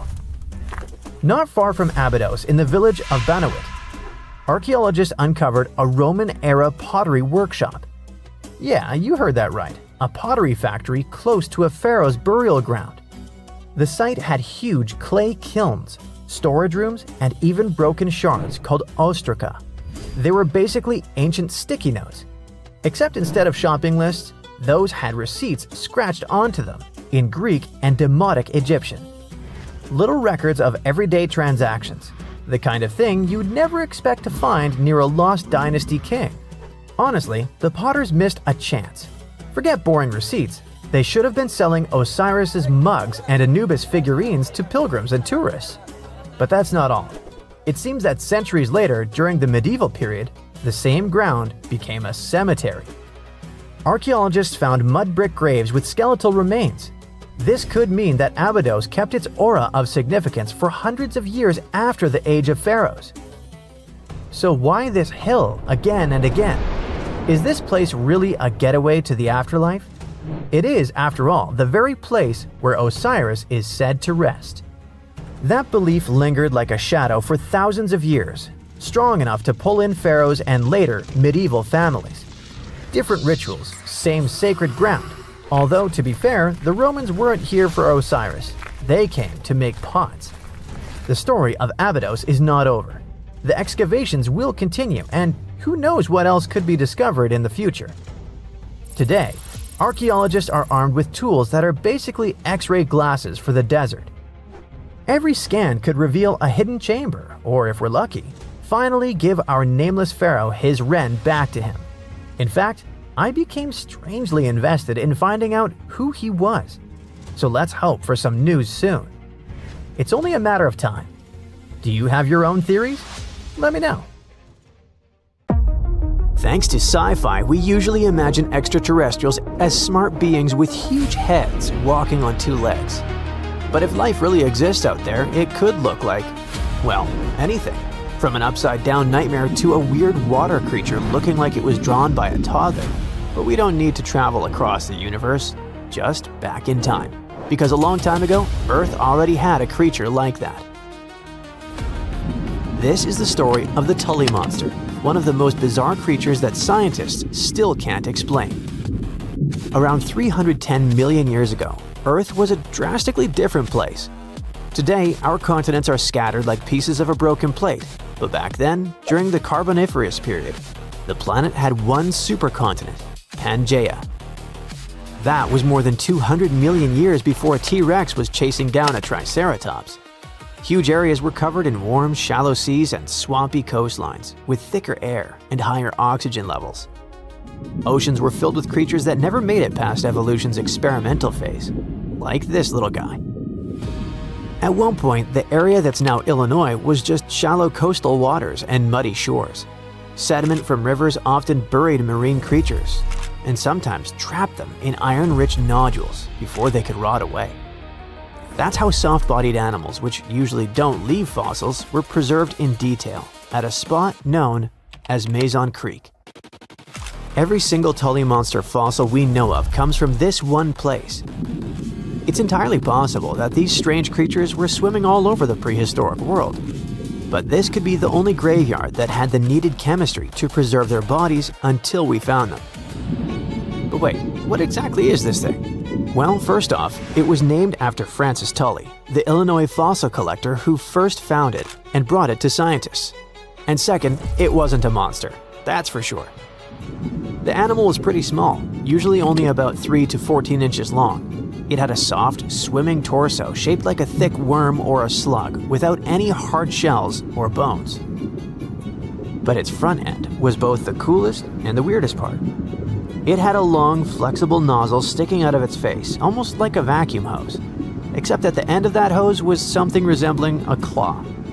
The snout itself wasn't rigid, it could extend and bend, similar to how an elephant uses its trunk, or how an octopus reaches with an arm. So instead of biting prey directly, it probably reached out with its face tentacle, grabbed a snack, and pulled it in. Its eyes were another weird, one-of-a-kind feature. They were positioned on a stiff horizontal bar extending from its head, with one eye at each end. This setup gave it a wild field of view, similar to how a periscope or side-mounted cameras can help you see more. Most animals fall into two groups, vertebrates and invertebrates. Vertebrates have a backbone like fish, dinosaurs, dogs, and us humans. Invertebrates don't, like worms, snails, and insects. The Tully monster is one of the rare cases where scientists still argue what it was. When scientists look at the fossils, they see a pale stripe running down the middle of the body. One group says that's just a gut line, which would put the Tully monster in the squishy invertebrate camp, meaning it was a weird swimming slug. But another group claims that it was a notochord, a kind of primitive stiffening rod that evolves into a spine. If they're right, that would make the creature a vertebrate, a distant cousin of fish and even us. Basically, all of this makes the Tully monster a mix of a fish, a worm, and a crab, something never found since. Based on that soft, squishy body and little stabilizer fins, we know the Tully monster wasn't exactly racing other fish. It wasn't fast like a shark. It was more of a slow-motion cruiser. It probably drifted through the water using that long snout to poke around in the mud for jellyfish, sea cucumbers, or maybe even some rotting stuff. Despite its scary-looking claw and eyes, we can't tell for sure if it was a predator. The Tully monster was pretty well adjusted, so we don't know why it went away. If we look at the fossil record, this creature had disappeared way before the massive extinction events wiped out the dinosaurs or the earlier marine life. There wasn't an asteroid or a volcano involved. Perhaps it vanished because its home wasn't the same anymore. Remember, the Carboniferous period was a wet, swampy world. But as time went on, Earth's climate shifted. Tropical estuaries dried up and the chemistry of the water changed. This probably caused Tully's specific playground to disappear. As far as we know, the monster left no genetic heir. Usually, if an animal goes extinct, it leaves behind a cousin or a descendant that evolves into something else. Dinosaurs left us birds. Ancient fish left us, well, modern fish. But the Tully monster remains unique. There's nothing alive today that looks remotely like it, and that's exactly why scientists are still pulling their hair out trying to classify it. We aren't confused because we're missing the pieces.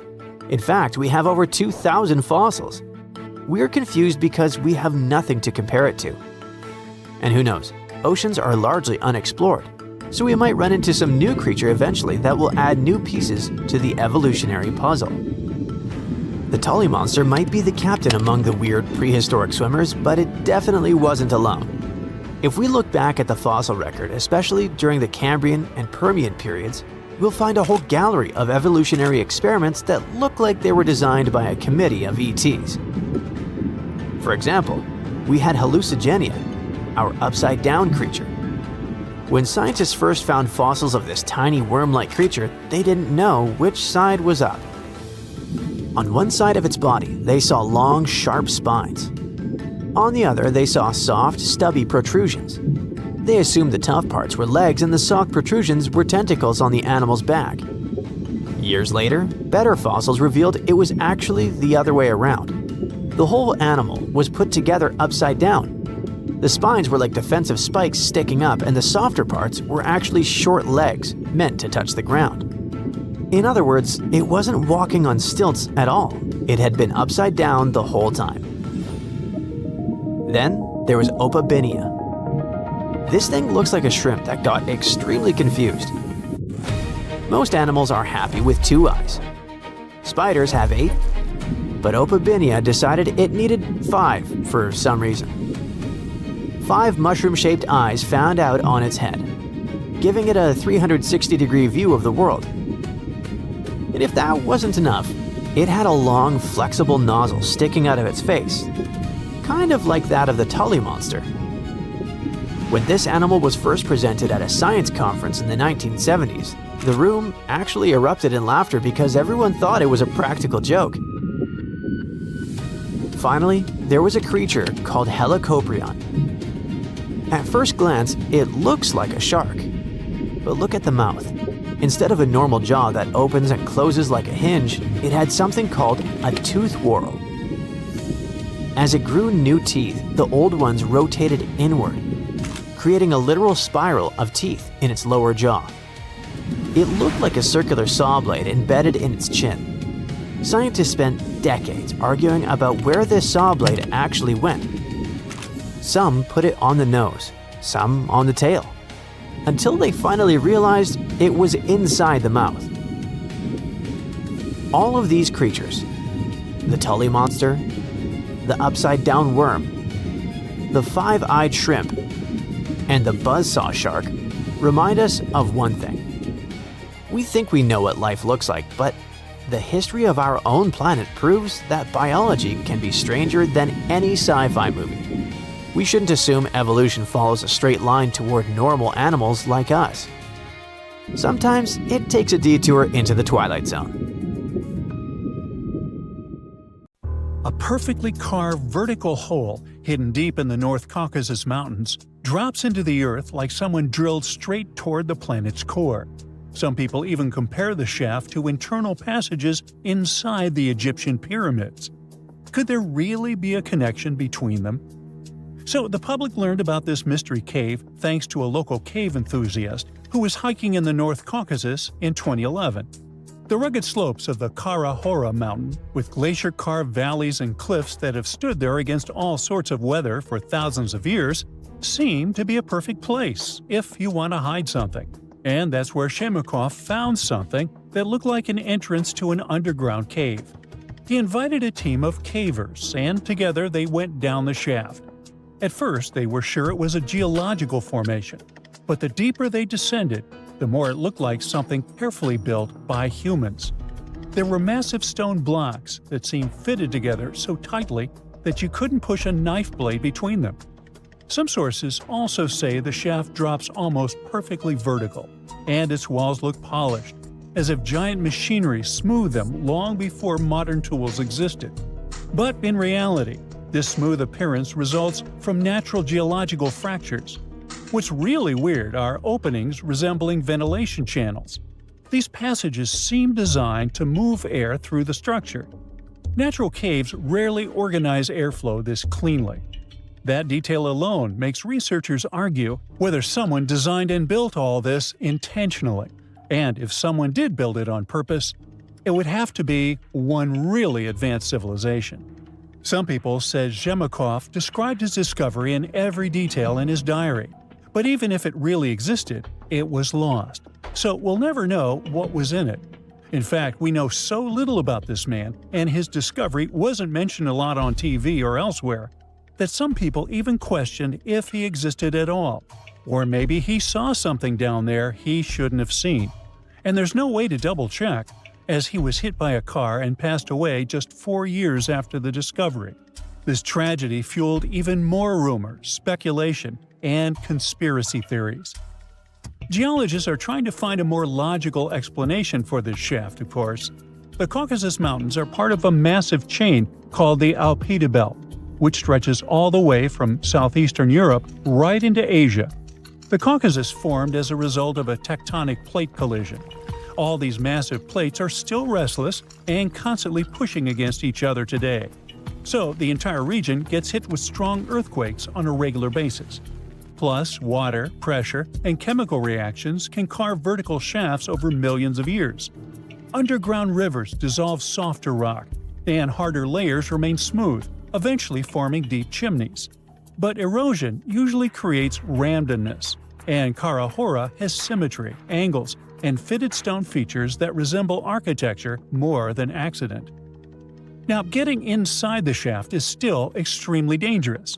You'd have to face sheer drops, unstable ledges, and oxygen levels that thin out deeper underground. Twisting tunnels make it super tricky to find your way, and locals warn that some of the first explorers who entered never returned. Luckily, modern teams can use ground-penetrating radar and remote sensors instead of human descent to study the shaft. With every new scan, researchers find more voids that are still unreachable. Meanwhile, Kara Hora has interesting neighbors. For example, Verovkina Cave, currently the second deepest known cave on the planet. This monster drops nearly 1.5 miles straight down, deeper than 4 Empire State Buildings stacked end to end.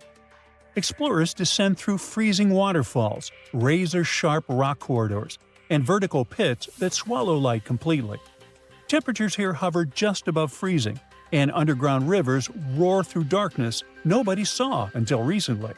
If you dare reach the bottom, prepare for a journey that will last weeks of staged camps, ropes stretching thousands of feet, and absolute trust in teammates. One mistake down there means you'll be gone for good. Veryovkina constantly floods and reshapes itself year after year, so cavers have to deal with flood pulses all the time. Water cuts deeper into the limestone rock and expands chambers slowly but surely, and then, because of the volume, suddenly bursts through cave openings. But this doesn't stop scientists from going down there to measure oxygen, airflow, and mineral growth to understand how caves evolve over geologic time. And that's how explorers discover strange microbial life that somehow survives without sunlight and feeds on minerals instead of plants. These ecosystems resemble conditions scientists expect beneath icy moons like Europa or Enceladus.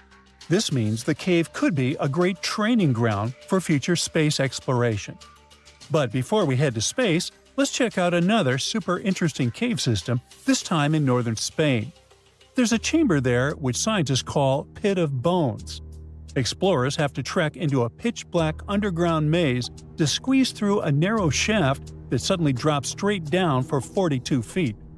At the bottom of that geological trap, you slide down a steep stone ramp into a cramped, muddy chamber that holds the largest and oldest collection of early human fossils ever discovered. It's a biological time capsule with the remains of at least 28 ancient humans, frozen long before modern history even began. Explorers also found over 6,500 fossil fragments mixed with the remains of at least 166 Ice Age cave bears, lions, wolves, and foxes that probably fell down the shaft by accident. But the human bones are a massive mystery because they seem to have ended up down there much earlier than the animals. Who these people actually were is still a huge debate. When researchers looked closer at their skulls and jaws, they noticed strong, super early Neanderthal traits. Then things got even crazier when scientists miraculously extracted mitochondrial DNA from those ancient bones. It linked these individuals not only to early Neanderthals, but also to the Denisovans, a mysterious group of ancient humans found thousands of miles away in Siberia. It proves our ancestors were moving and mixing in ways far more complicated than anyone ever guessed. The drama doesn't stop at genetics, though. This dark cave might actually hold the world's first assassination mystery and its earliest funeral. Out of thousands of bones, archaeologists found absolutely no everyday tools or food waste, except for a single, carefully crafted quartzite hand axe they nicknamed Excalibur. Because of this, some researchers think the group intentionally lowered their deceased down the shaft with the axe as a ritual. It was probably a way to show compassion hundreds of thousands of years before we thought possible. At the same time, one of the skulls shows two identical lethal fractures that look exactly like intentional blows. To get the exact timeline for all this prehistoric drama, scientists use cutting-edge tech like electron spin resonance and uranium series dating, and finally locked down that is 430,000 years old. Now, let's jump across the world to another geological giant, Devil's Tower in Wyoming. The formation shoots nearly 900 feet above the surrounding land. Its surface has long vertical columns, and it looks like some careful hands carved them. But geologists explain the structure formed when molten rock pushed upwards underground and cooled slowly. As the rock cooled, it turned into hexagonal columns, similar to how drying mud splits into patterns, just scaled up to impossible size. Erosion later removed the softer surrounding rock and left the hardened core unprotected. Local tribes thought the tower was sacred and made up stories about giant bears clawing the stone during mythical hunts. Now, scientists agree on much of its volcanic origin, but debates continue about whether magma ever reached the surface or hardened entirely underground. Even after more than a century of study, Devil's Tower still has its mysteries. When you connect all these places, engineered shafts, endless caves, and underground ecosystem, one thing becomes clear. Earth hides entire worlds beneath our feet, and we've barely scratched the surface. All the way back in 1972, a super-secret satellite was zipping around the globe. It was taking high-altitude photos of the flat grasslands in Kazakhstan. They were probably looking for military secrets, Instead, they caught a couple of frames of massive geometric shapes stamped into the dirt. They had accidentally photographed a 36-century-old ghost town. Because those photos were secret, it took decades for researchers to finally access the coordinates and send modern drones to map the area. That's how they uncovered a 346-acre ancient settlement. But what raised eyebrows isn't how big it was. The cool part is the high-tech prehistoric factory run by nomads. The site is called Semiyarka, which means the city of 7 ravines. Scientists named it like that because it's located on a cliff overlooking a wide river valley. It dates back to roughly 1600 BCE. At that time, the Eurasian steppe was basically a 5,000-mile flat belt of grass. The people living there were the ultimate minimalist campers. In this part of the world, large-scale farming is hard. Not impossible, just incredibly hard.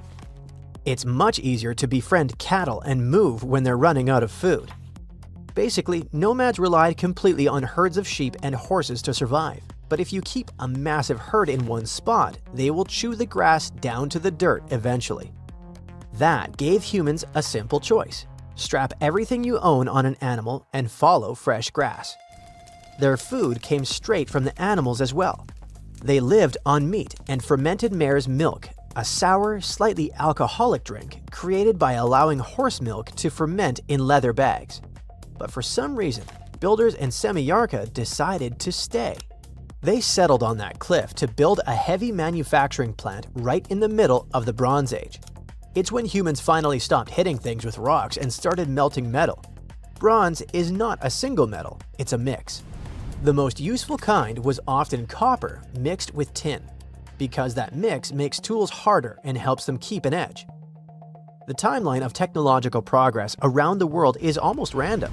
While the residents of Semiyarka were firing up their metal ovens, the Egyptian pyramids had already been standing for 1,000 years. So what did the Semiyarka factory actually look like? We are way too early in the timeline for conveyor belts and brick chimneys. A Bronze Age metal shop was basically an outdoor dirt lot. It was noisy and covered in soot. It's fair to assume it smelled terrible. Charcoal smoke, burnt wood, melted metal. Probably not that different from a modern factory without AC. If we could take a walking tour, we would see scorched ground and broken clay everywhere. Workers kept all that loud work confined to the southeastern edge of town. They were highly organized. Archaeologists are certain this was a dedicated factory because they found 2 very specific things: crucibles and slag. A crucible is a heavy-duty clay cup specifically designed to survive sitting inside a 2,000-degree fire.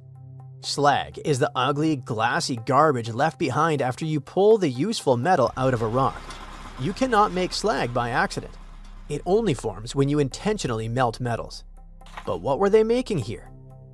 Creating bronze was the ultimate survival upgrade for that time period. If you try to chop down a tree with a pure copper axe, the blade will bend like a cheap spoon. You'll have to stop, put the axe on a rock, and hammer it flat again. By adding a little bit of tin causes a chemical reaction that locks the metal atoms in place. The final product is incredibly hard. Many of the passing nomads drove massive wooden wagons, roughly the size of a modern mobile home. They had solid wood wheels and required teams of oxen to pull them. Maintaining those giant wagons required sturdy tools, making Semiyarka the ultimate highway pit stop.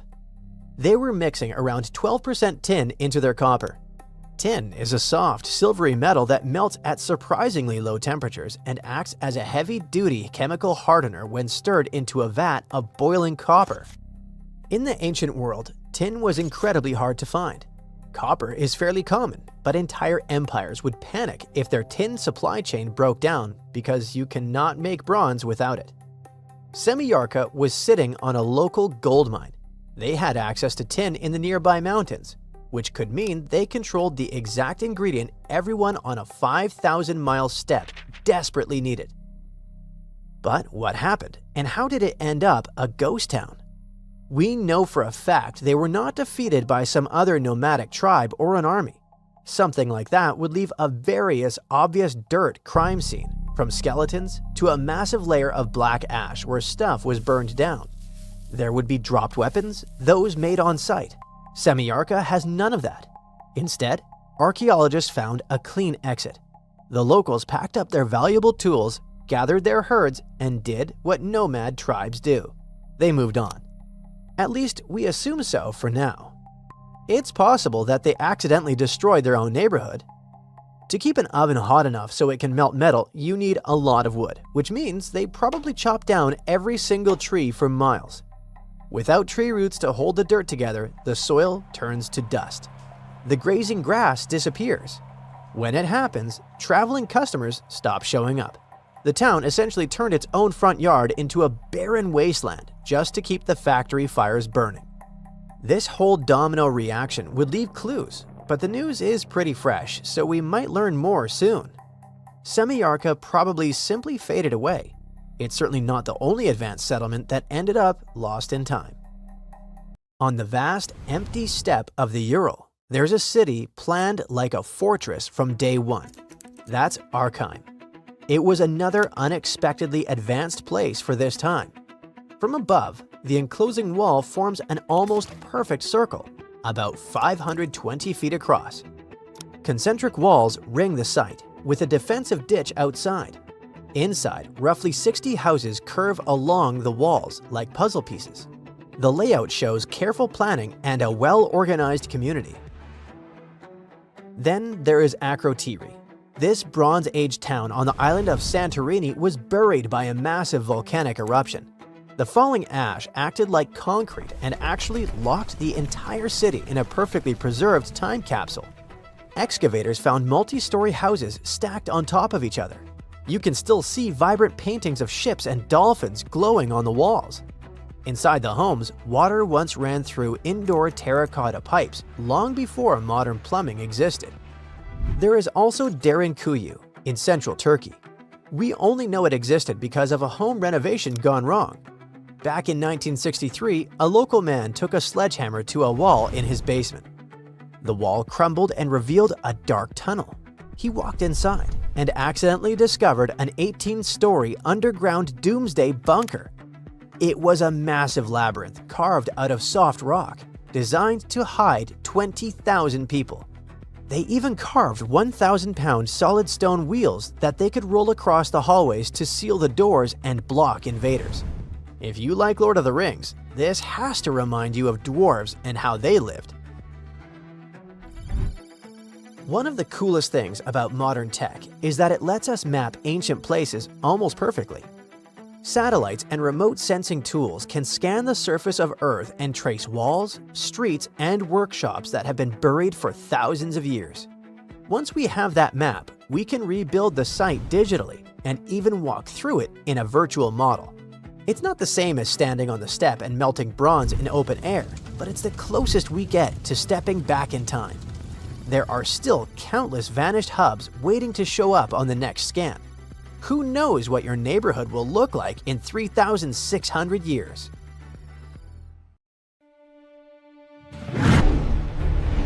The ocean had a king 190 million years ago, and that creature was just the size of a dolphin. But it still kept everyone else in fear. A fossil collector found its relics in the rock at England's famous Jurassic Coast near a place called Golden Cap in Dorset back in 2001. For centuries before that day, people just walked over it and never noticed this treasure. Then, it traveled all the way to a museum in Ontario, Canada. But it was still there until, in late 2025, scientists realized they weren't looking at just another sea reptile, but at something unique, the only known specimen of its species. The find received a nickname, the Sword Dragon of Dorset, and got the attention of the scientific world. Ichthyosaurus, the group this animal belongs to, spent their lives in the ocean, but they don't have much in common with fish. Think of them as the marine equivalent of dinosaurs' cousins. For millions of years, they ruled the seas the way sharks and whales dominate today. But the sword dragon didn't have much in common with those bad guys.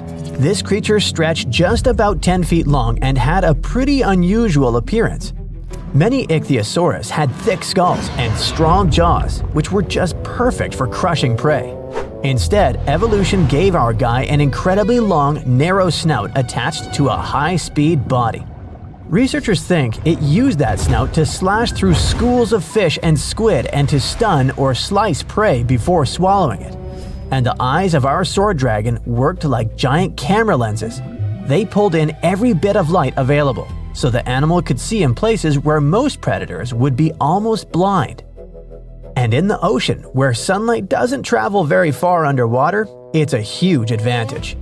Fish, squid, and other prey drifted through the gloom, thinking they had some cover from danger, and our dragon could spot them without a problem. It also had a pretty unusual skull. Most animals, including us humans, have a small bone near the nostril area called the lacrimal bone. Normally, it's nothing special, but on the sword dragon, it had odd little prong-like projections sticking out from it, something paleontologists had never seen on any other ichthyosaur before. In paleontology, those tiny details are everything. They become clues that tell scientists they're not looking at a completely new species that lived millions of years ago. The sword dragon skeleton survived in almost perfect shape and preserved its three-dimensional form, not flattened like many other fossils. Scientists even think traces of the creature's last meal still sit inside its remains. So, one moment this animal hunted fish in Jurassic waters, and the next moment it froze in time, with its final lunch locked inside stone for 190 million years. The story got even more interesting once scientists began studying the bones carefully.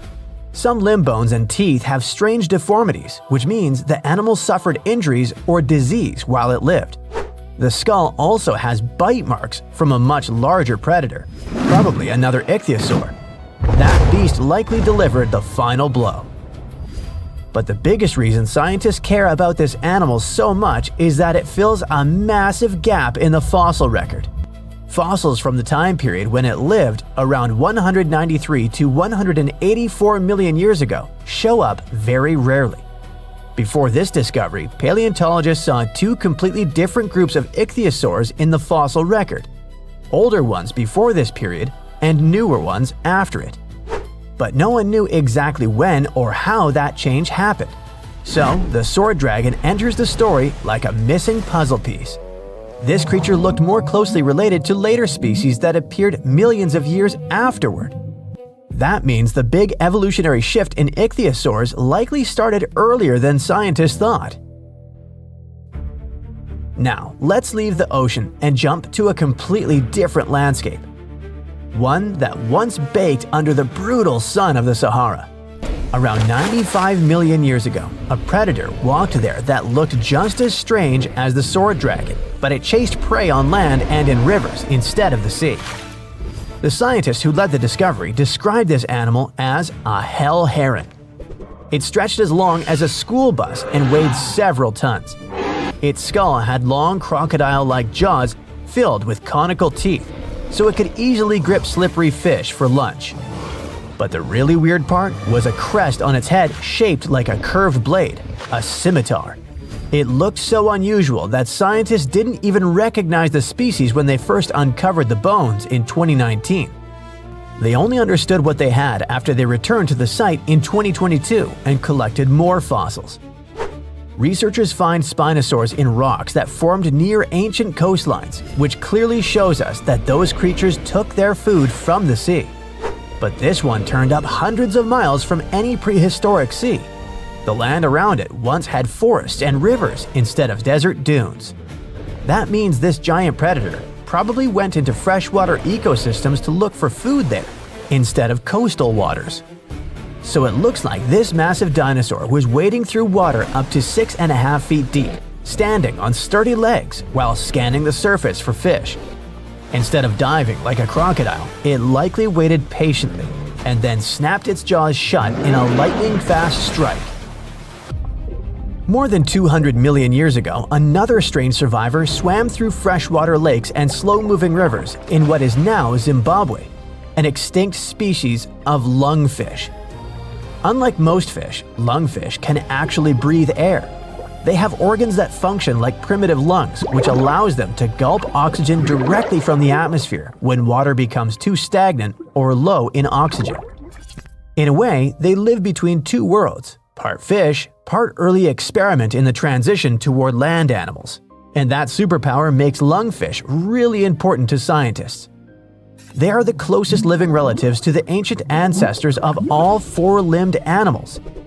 There used to be a gap in our knowledge of these creatures, but the new discovery helped fill it.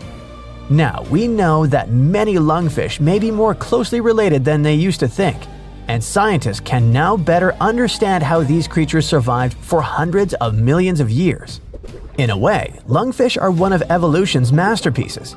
This ancient blueprint kept working when entire worlds of species were born and vanished around them. Now let's travel even further back in time, way before dinosaurs ruled the planet. Around 275 million years ago, another bizarre creature swam through freshwater lakes in what is now Brazil. Researchers discovered the species from 9 fossilized lower jaws, each about 6 inches long. Instead of pointing upward like normal teeth, this creature's teeth stuck out sideways. Every single jaw had the same strange design, which proved the twist wasn't a mistake, but the way the animal evolved. The inside surface of the jaw had tiny tooth-like bumps called denticles. These structures formed a grinding surface, so the creature had its own built-in food processor. Scientists think it used that unusual mouth to chew small invertebrates, or maybe even plant material. That's a pretty unusual diet for an animal whose close relatives were mostly carnivores. And speaking of its family, this bizarre creature belonged to an extremely ancient lineage called stem tetrapods. Those were early four-limbed vertebrates that gave rise to modern reptiles, birds, mammals, and amphibians. By the time Tankia lived, most of those early lineages had already disappeared. Yet this one somehow survived, and newer, more modern animals evolved around it. Scientists call this kind of animal a living fossil. When researchers analyzed the fossils, they made the conclusion that this mysterious creature grew up to about 3 feet long and probably resembled a salamander with a longer snout. It swam through lakes in a world where the continents still formed the giant supercontinent Gondwana. This discovery is also important because it helps scientists understand how ancient ecosystems functioned and which animals filled different roles in those early communities. Once upon a time, I searched through the jungle, following a map poorly drawn on a piece of cloth. After days of walking, I reached an ancient Mayan temple. As soon as I stepped in, a strange noise echoed. I turned to leave, but suddenly the floor cracked beneath my feet. I fell into a 1,600-year-old tomb. Finally, I got lucky. That day, I walked out with shiny jades, carved seashells, a creepy afterlife mask, and a curse that's been haunting me ever since. Well, okay, maybe it didn't happen exactly like that. Or maybe it didn't happen to me. Sadly, real-life archaeology is not like Indiana Jones movies. However, the findings can be as exciting and important, especially in Belize, where archaeologists just found the first identifiable ruler's tomb in the lost Mayan city of Caracol after 40 years of digging. A team of archaeologists finally unsealed a hidden chamber, buried deep beneath a structure they'd already studied. And inside that tomb, which is indeed around 1,600 years old, was Tikab Shak, the first known king of Caracol. His name is commonly interpreted as Tree Branch Rain Deity, which is poetic and incredibly awesome. King Shak was believed to be a Mayan deity in control of rain, thunder, and lightning. According to folklore, he used axes to strike rain-bearing snakes in the sky to make the rain fall. The buried king is considered to be the dynasty founder. The royal dynasty he founded lasted more than 460 years. And judging by what was buried with him, we can assume that King Shak was greatly celebrated. His tomb had jade beads, carved bones, seashell jewelry, and ritual pottery vessels. One of those vessels shows Ekchuak, the Maya deity of trade, receiving offerings. Others showed bound prisoners.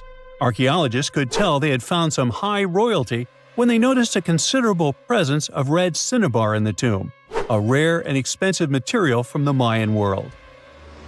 Then there's a jade mosaic mask, pieced together like a puzzle to cover the king's face in brilliant green. Jade wasn't used just because it was shiny. It was sacred and symbolically associated with life and demise. Polished jade glistens like it's been dipped in water, cool at first, but quickly warming in your hand. To the ancient Maya, this lifelike quality made jade a living, breathing substance, and for this reason, it possessed high religious and spiritual importance. The Maya associated it with the breath of life, with royalty, and with eternity. Covering someone's face in jade showed just how high-ranking that person was. King Shak's mask has yet to be examined properly, but another famous mask of King Pakal was made of over 346 green jade stone fragments. That's a lot of painstaking work. But maybe the most symbolically fascinating thing about this king was that he was old. Not just lived a good life old, toothless old. To us, that means he didn't clean his teeth properly, because no, you don't usually lose teeth just from getting old, as long as you maintain good oral hygiene and dental care. On the other hand, according to Maya legends, toothless elders were believed to have spiritual powers. Rulers and shamans mediated between realms, and aged or underworld deities were often shown as toothless in art. Now, speaking of realms, Mayan cosmology divided the universe into 3 layers. The upper world was where the deities lived. The middle world was where humans lived. It was carried on the back of a giant turtle or caiman, and surrounded by a primordial sea. Beneath it was the underworld, known as Xibalba, a dark and complex realm of spirits and ancestors. And certain people, especially rulers, shamans, and elders, were believed to move between these worlds. This king was a ruler, had a deity-like name, and was a toothless elder. Boy, his power level must have been off the charts. But that's not all. Here's the eerie part. The tomb was buried beneath another tomb, which was discovered all the way back in 1993. Archaeologists were investigating a different burial when they realized there was another chamber hidden beneath it, an interesting hiding place.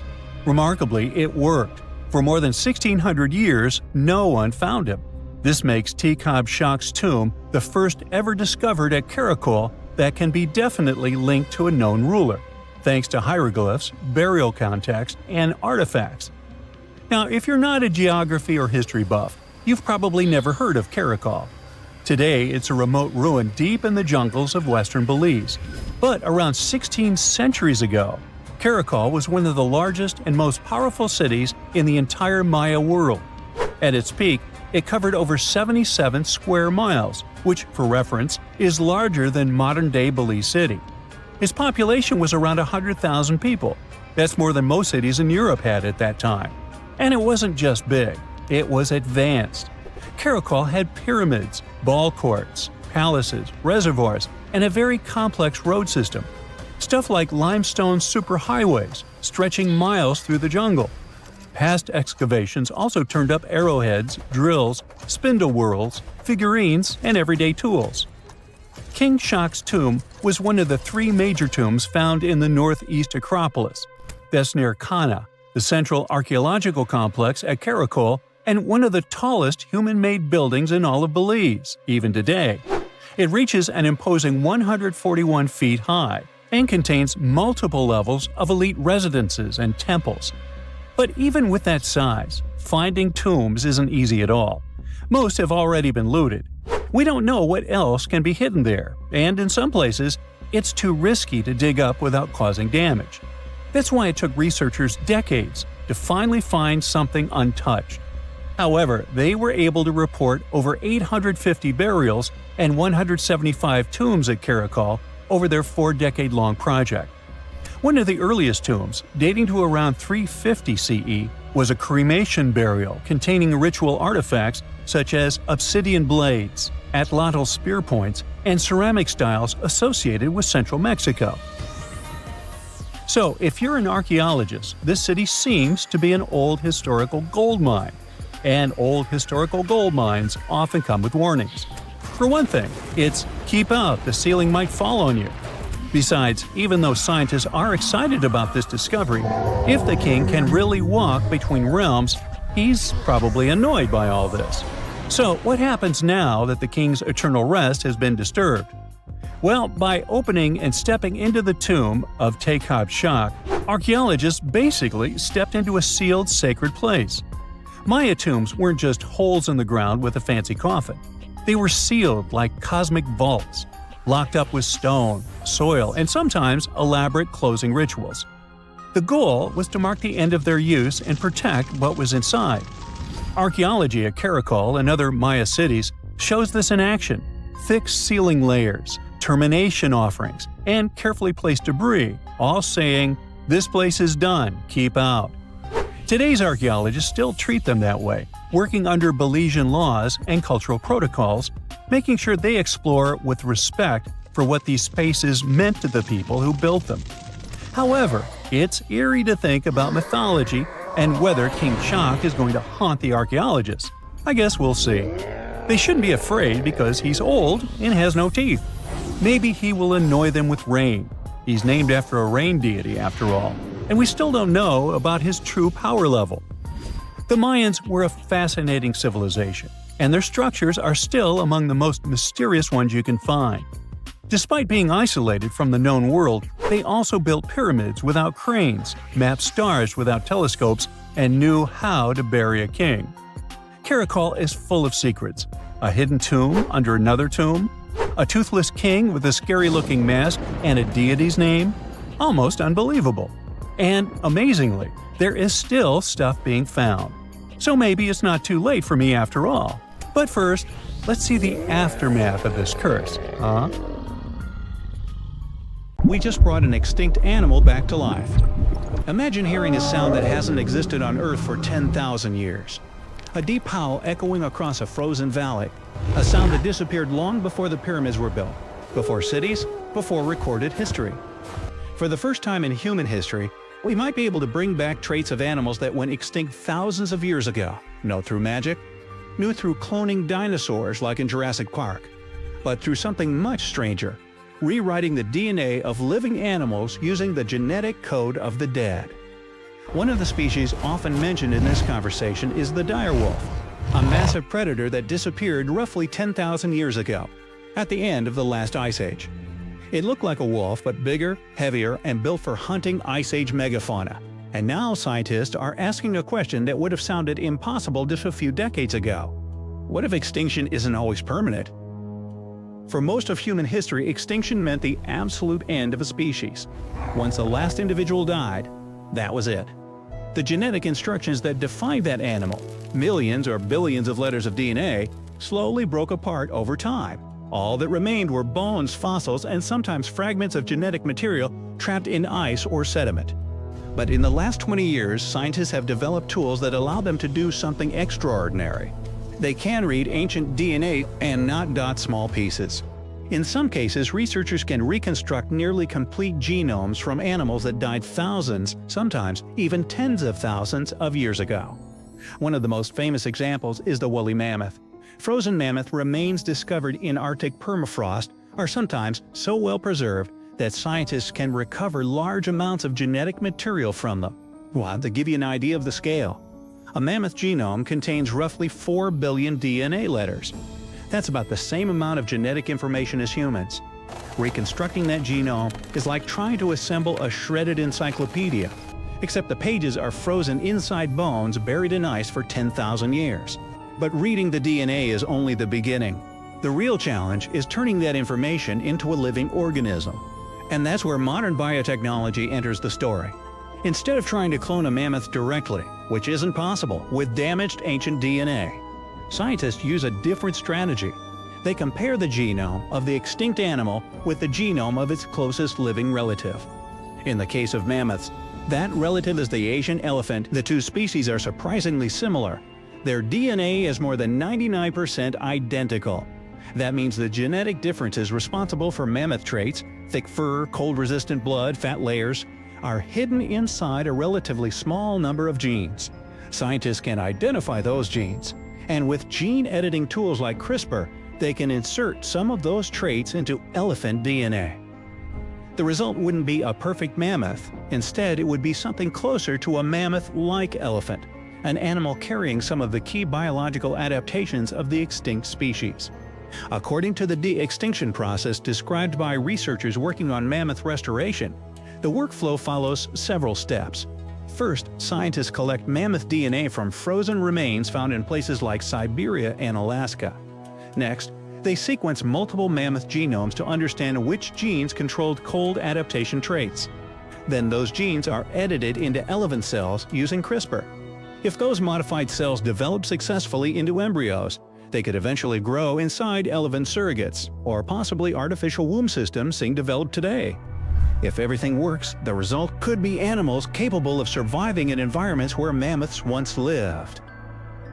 But why attempt something this complicated in the first place? Part of the answer lies in climate science. During the Ice Age, mammoths were not just large animals wandering the tundra. They were ecosystem engineers. Imagine millions of giant herbivores moving across northern Eurasia. Each mammoth could weigh 6 tons, roughly the same as a large truck. As they moved, they knocked down trees, trampled snow, and grazed on vegetation. Over thousands of years, this constant activity helped maintain vast grasslands known as the Mammoth Steppe. At its peak, this ecosystem stretched across an area larger than the modern United States. And it may have played an important role in regulating the Arctic climate. Today, Arctic permafrost stores an enormous amount of carbon, around 1,600 billion metric tons. That's roughly twice as much carbon as currently exists in Earth's atmosphere. If that frozen ground melts, massive amounts of greenhouse gases could be released. Some scientists believe large grazing animals might help slow that process. By trampling snow and promoting grasslands, they could help keep the ground colder. In other words, bringing mammoth-like animals back might not just recreate an extinct species, it might help stabilize entire Arctic ecosystems, at least in theory. Of course, not everyone agrees this is a good idea. Introducing genetically engineered animals into modern ecosystems raises a lot of questions. For example, what happens if these animals behave differently than expected, or if they reproduce faster than the ecosystem can support, or if they spread diseases to existing wildlife? Even small ecological changes can have cascading effects. For example, when wolves were reintroduced into Yellowstone National Park in the 1990s, the entire ecosystem changed, from deer populations to river patterns. Now imagine introducing animals that haven't existed for 10,000 years. The ecological consequences could be unpredictable. There is also another concern scientists often discuss. It's sometimes called the moral hazard of de-extinction. The idea is simple. If people start believing that extinct species can always be brought back later, they might feel less urgency to protect endangered species today. Why worry about extinction if science can reverse it? However, studies examining public attitudes suggest the situation may be more complicated. Simply knowing about de-extinction doesn't necessarily make people more comfortable with species disappearing. But scientists still emphasize something important. De-extinction cannot truly reverse extinction. Even with advanced gene editing, recreating an identical species is extremely unlikely. What scientists can create are genetic approximations, animals that resemble extinct species and may play similar ecological roles, but they are not perfect copies of the past. And yet, the technologies developed for de-extinction may still have enormous value. The same genetic tools could help scientists protect endangered animals today. For example, gene editing could potentially increase genetic diversity in small populations, or help species adapt to changing climates. In other words, the real legacy of de-extinction might not be resurrecting lost species. It might be preventing future extinctions. For thousands of years, extinction seemed like a one-way door. Once a species passed through it, there was no way back. But modern biotechnology is beginning to challenge that assumption. Scientists are not bringing Ice Age animals back exactly as they once were, but for the first time in history, we may be able to restore parts of their biology, and maybe even parts of the ecosystems they once shaped. And that leaves us with a question humanity has never had to answer before. If we gain the power to partially reverse extinction, how carefully should we use it? They finally did it. After 300 years of searching, archaeologists pinned down the location of the lost land of the white jaguar, the city of Maya hidden in the wild jungles of Mexico. It all kicked off back in the 1500s with the Lacandon Maya. These guys were some super tough survivors who just didn't quit. When their main capital, Lacamtun, fell to the Spanish in 1586, most people would have called it game over. But not the Lacandon. Nope, they packed up, headed deeper into the rainforest, and built their last stronghold, Sacbalan. It was a hidden fortress of stone temples, twisty jungle trails, and howler monkeys acting like noisy little guards. For over 100 years, the Lacandon managed to keep their traditions alive there, far from European control. Then, in 1695, history came crashing in. A Spanish friar named Diego de Ribas stumbled into Sacbalan.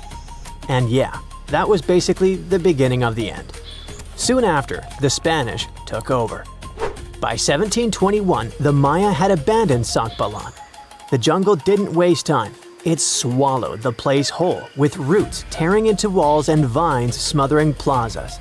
The city didn't just disappear, it got eaten alive. For the next 300 years, Sacbalan turned into more of a myth than a memory. A name archaeologists and explorers would whisper, secretly hoping to find it one day. Plenty of expeditions tried to track it down, but the rainforest is sneaky. Every path looks identical, maps fall apart in the humidity, and even GPS can't cut through the thick green ceiling. It was like looking for a needle in a haystack, except the haystack was alive, covered in thorns, and yeah, crawling with jaguars that would happily make you lunch. So how did the scientists crack the mystery? One word: a letter from the 17th century.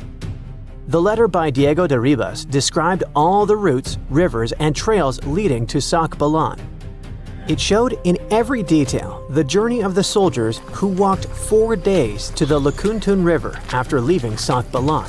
Then they sailed for 2 days and arrived at the church El Encuentro de Cristo, left their canoes, and continued on foot to Lake Petén Itzá in Guatemala.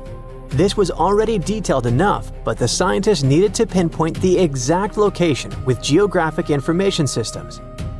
They took into account vegetation layers and how much each person was carrying to map an approximate range where Sacbalan should be.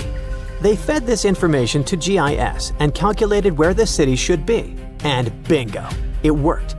Archaeologists traveled through the jungle and found stone temples rising like broken teeth from the earth. There were also some tools and ceramics, and a Spanish church right in the middle of the ruins. The discovery isn't just about cool ruins, it rewrites history. For decades, people assumed the Lacandon simply scattered after Lacamtun fell, but Sacbalan proves they regrouped, fought, and preserved their culture for over a century more. It's like discovering the final chapter of a book we thought ended too soon. There's also irony here. The Spanish friar who revealed Sacbalan helped doom it. Yet his letter, centuries later, also helped save its memory. Today, the ruins sit inside a biosphere reserve, protected by the same jungle that once hid them. Tourists can't just waltz in. It's raw, tangled, alive. The city breathes again, but on its own terms. Scientists just uncovered another lost city, buried under the thick jungles of Mexico. It had been hiding there for 600 years. The place is called Gengola, and it's massive, about 360 hectares with more than 1,100 buildings, 2.5 miles of defensive walls, its own network of roads, and a super organized city plan. Because it was so deep in the jungle, you'd never realize how huge it really was unless you spent years hiking through it. But modern tech swooped in to save the day, using LiDAR, a kind of laser scanning tool. Researchers flew over the site, and in just 2 hours, they had a full 3D map of the entire city. Gengola was built sometime between 1350 and 1521, back in pre-Columbian times, and it used to be buzzing with life. It was a major hub for the Zapotec people, who had been around in the region since about 600 BCE. Families there lived in homes with big central patios surrounded by rooms, and as they got new members, they just add more rooms and stretch their houses out. They even used the mountains around them as natural walls and channeled mountain water for drainage. A lot of their buildings are still standing, which is wild considering how much time has passed. By the late 1400s, the Zapotec were real powerhouses along the Pacific coast. They even fought off the Aztecs, who were constantly trying to expand. At Gengola, they survived a brutal 7-month siege. But even though hiding in the mountains kept them safe, it wasn't perfect. They didn't have enough fresh water or farmland to feed everyone. Just 12 miles away, the smaller city of Tehuantepec had what they needed. So the Zapotec moved there right before the Spanish arrived in 1521. What the scientists have seen so far is just scratching the surface. That LiDAR scan revealed more than 1,000 buildings, and archaeologists are planning years of research to figure it all out. Instead of digging everything up and risking damage, they'll use advanced scanning tech to keep studying the city safely. Alright, now let's hop across the world to Egypt, where archaeologists stumbled on a whole lost city called Imet, tucked away in the eastern Nile Delta. The place was buried under layers of mud, water, and time, hiding in a swamp that's been shifting and changing for thousands of years. Scientists first noticed it from way up high in faint little clusters of mud brick foundations in satellite images. The shapes looked shaky and ghost-like, but too neat to be natural. So they followed the patterns down on the ground, started digging, and the city started coming back to life. They found multi-story tower houses, basically mini skyscrapers of the ancient world. They had multiple floors, thick foundations, and could handle some serious weight. That kind of vertical living is super rare in Egypt, especially outside the Nile Delta. It showed that people in Imet weren't just spreading across the land, but stacking upward, which means the city was packed, carefully planned, and way more urban than anyone thought for that time. And it wasn't just fancy housing either. Archaeologists also uncovered a grain processing center with paved work areas, animal pens, and organized spaces for food production. Clearly, this was a city with a real economy running behind it. Not far from there, they spotted a ceremonial road that once led to a temple for Wadjet, Imet's patron deity. But later on, other buildings got plunked down over the road, which shows that Wadjet's worship faded over time. Still, the ruins coughed up some amazing relics, a green faience little funerary figurine, and a stela showing Harpocrates perched on crocodiles and gripping snakes. He was the Greek spin on Horus, deity of silence, secrets, and the newborn sun. And there was even a bronze sistrum, an ancient Egyptian musical instrument decorated with twin heads of Hathor. Turns out, Imet was active from around the 4th century BCE onward, stretching from Egypt's late period into the Roman era. Its location along trade routes made it a magnet for merchants and pilgrims visiting Wadjet's temple. So it wasn't just hanging on, it was thriving, connecting, trading, and adapting with the times. And this isn't just another dusty ruin. Imet is giving us a window into everyday life, religion, and urban planning in the Delta, which we've always known way less about compared to the big pyramids and tombs. I bet you've never heard of the legendary oasis of Zerzura. This ancient city is said to be hidden somewhere deep in the Sahara Desert, and its discovery could mean unimaginable riches and untold secrets. According to an anonymous 15th century Arabic guide, the key to unlocking the city lies in the beak of a bird carved on the city gate. Zerzura might not be as popular as Machu Picchu or the pyramids, but that just makes it more mysterious. Legend has it that Zerzura is built around this big oasis somewhere in the desert west of the Nile. Apparently, it's made out of white stone and has all these luxurious houses and gold decorations. The story goes that a scribe wrote down the account of a traveler who stumbled upon Zerzura while looking for his lost camel. At one point in his journey, the man got caught up in a sandstorm, where he got separated from the rest of his group. The traveler kept wandering in the desert for days, and then, out of nowhere, two men showed up and guided him to the city of Zerzura. The traveler described this city as an oasis filled with little birds and made out of pure white stonework. The city is also said to be guarded by giants.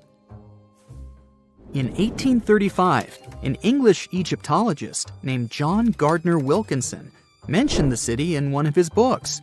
He spoke to a man from Egypt who found the city by accident after days of wandering through the desert. He mentioned some ruins, unusual stonework, and a large oasis surrounded by palm trees. The man even gave some instructions on how the city could be found, indicating that it might be in the western desert of Egypt. But here's the kicker. Even though a group of explorers went out to find Zerzura, they didn't succeed. At the same time, they did stumble upon a bunch of previously unknown oases. In the early 1900s, numerous expeditions were sent to find the city, including one with a fleet of Ford Model A trucks. But, alas, none were successful. Others say Zerzura did exist at one point, but not anymore. It's possible it was swallowed by the desert. It's believed that back in the day, the Sahara Desert was actually green.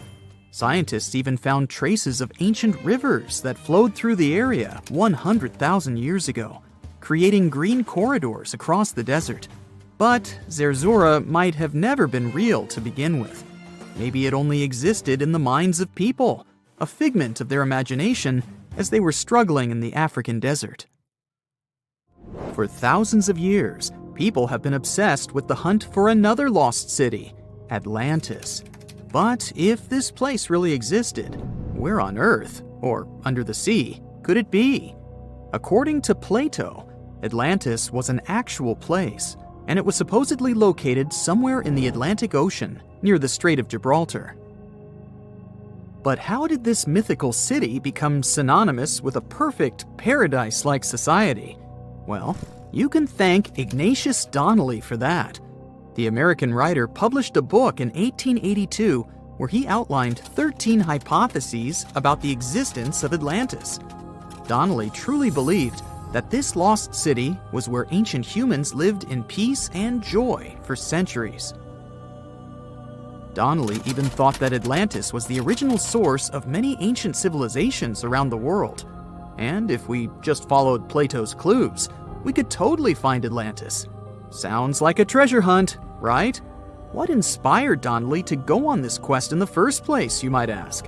Apparently, an amateur archaeologist discovered the city of Troy, using Homer's The Iliad as a guide. Well, if Troy was real, then why not Atlantis?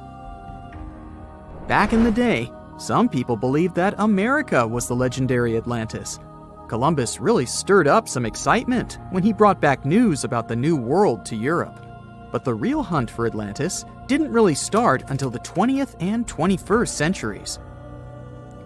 Some people tried to connect the dots between a volcanic eruption on the island of Santorini and the destruction of Minoan settlements.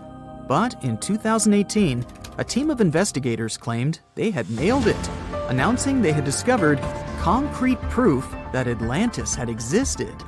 What was their evidence, you ask? A series of mysterious circles in a national park in Spain. But the circles turned out to be nothing more than experimental ponds for studying zooplankton. Let's face it, there's no real evidence that Plato's lost city of Atlantis actually existed. But it doesn't make searching for it any less exciting, does it? The Fountain of Youth isn't a lost city per se, but it is another mythical location that many have claimed to have stumbled upon over the years. Long ago, people were obsessed with the idea of living forever, or at least extending their lives as much as possible. Each culture had its own wild story, like the Greeks talking about a magic fountain that let people live longer, or Alexander the Great finding a river of paradise that could heal the wounded. Japanese legends spoke of hot springs that could make you young again, while the Caribbean locals talked about the restorative powers of the water in one of their own mystical lands. Explorers searched far and wide for these magical waters, but nothing. Probably the most famous of all was the story of the Spanish explorer Juan Ponce de Leon, who thought he'd found it in Florida. Now, Ponce de Leon was quite a character. He sailed with Columbus and became an important figure in the area now known as the Dominican Republic. He found gold in Puerto Rico and even became the island's administrator. But when the ruler of Spain decided to replace him in his duties, he got upset and decided to explore Florida, looking for gold and the elusive Fountain of Youth. He explored the Bahamas, but sadly, he didn't find any gold or magic water. He did, however, make his way to Florida. He explored the coast and even discovered the Gulf Stream.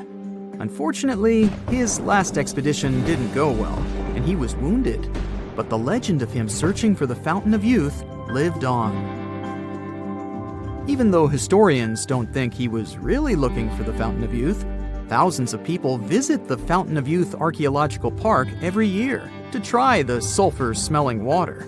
It's the oldest attraction in Florida, which has been around since the 17th century. Some say the water has unusual properties, but I'll leave that up to you to decide after you visit this place. Norse mythology has its own mysterious land called Thule.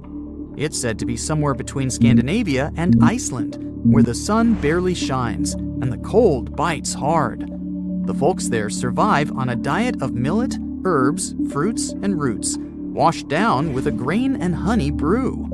As for its exact location, scholars can't seem to agree on it to this day. The legendary ancient Greek explorer Pytheas was said to be the first to stumble upon Thule during his quest for tin mines. He sailed his way up north, passing by Scotland, and after 6 long days of sailing, he reached Thule. The people there, according to Pytheas, were quite primitive, but that's no surprise since they were just simple farmers living off the land. They showed Pytheas where the sun set on the shortest day of the year. They also told him that in winter, the sun never rose at all, and in summer, there was no night. For many years, historians have been debating the true identity of this mythical land of Thule. Some say it's Iceland, while others claim it's Norway. A little bit of progress has been made recently with the help of a team of researchers. If their findings are correct, Thule might be the elusive island of Smola. That's farther south than any of the Norwegian islands that were on the list of contenders. It may be too soon to celebrate, but it does look like Thule has finally been found.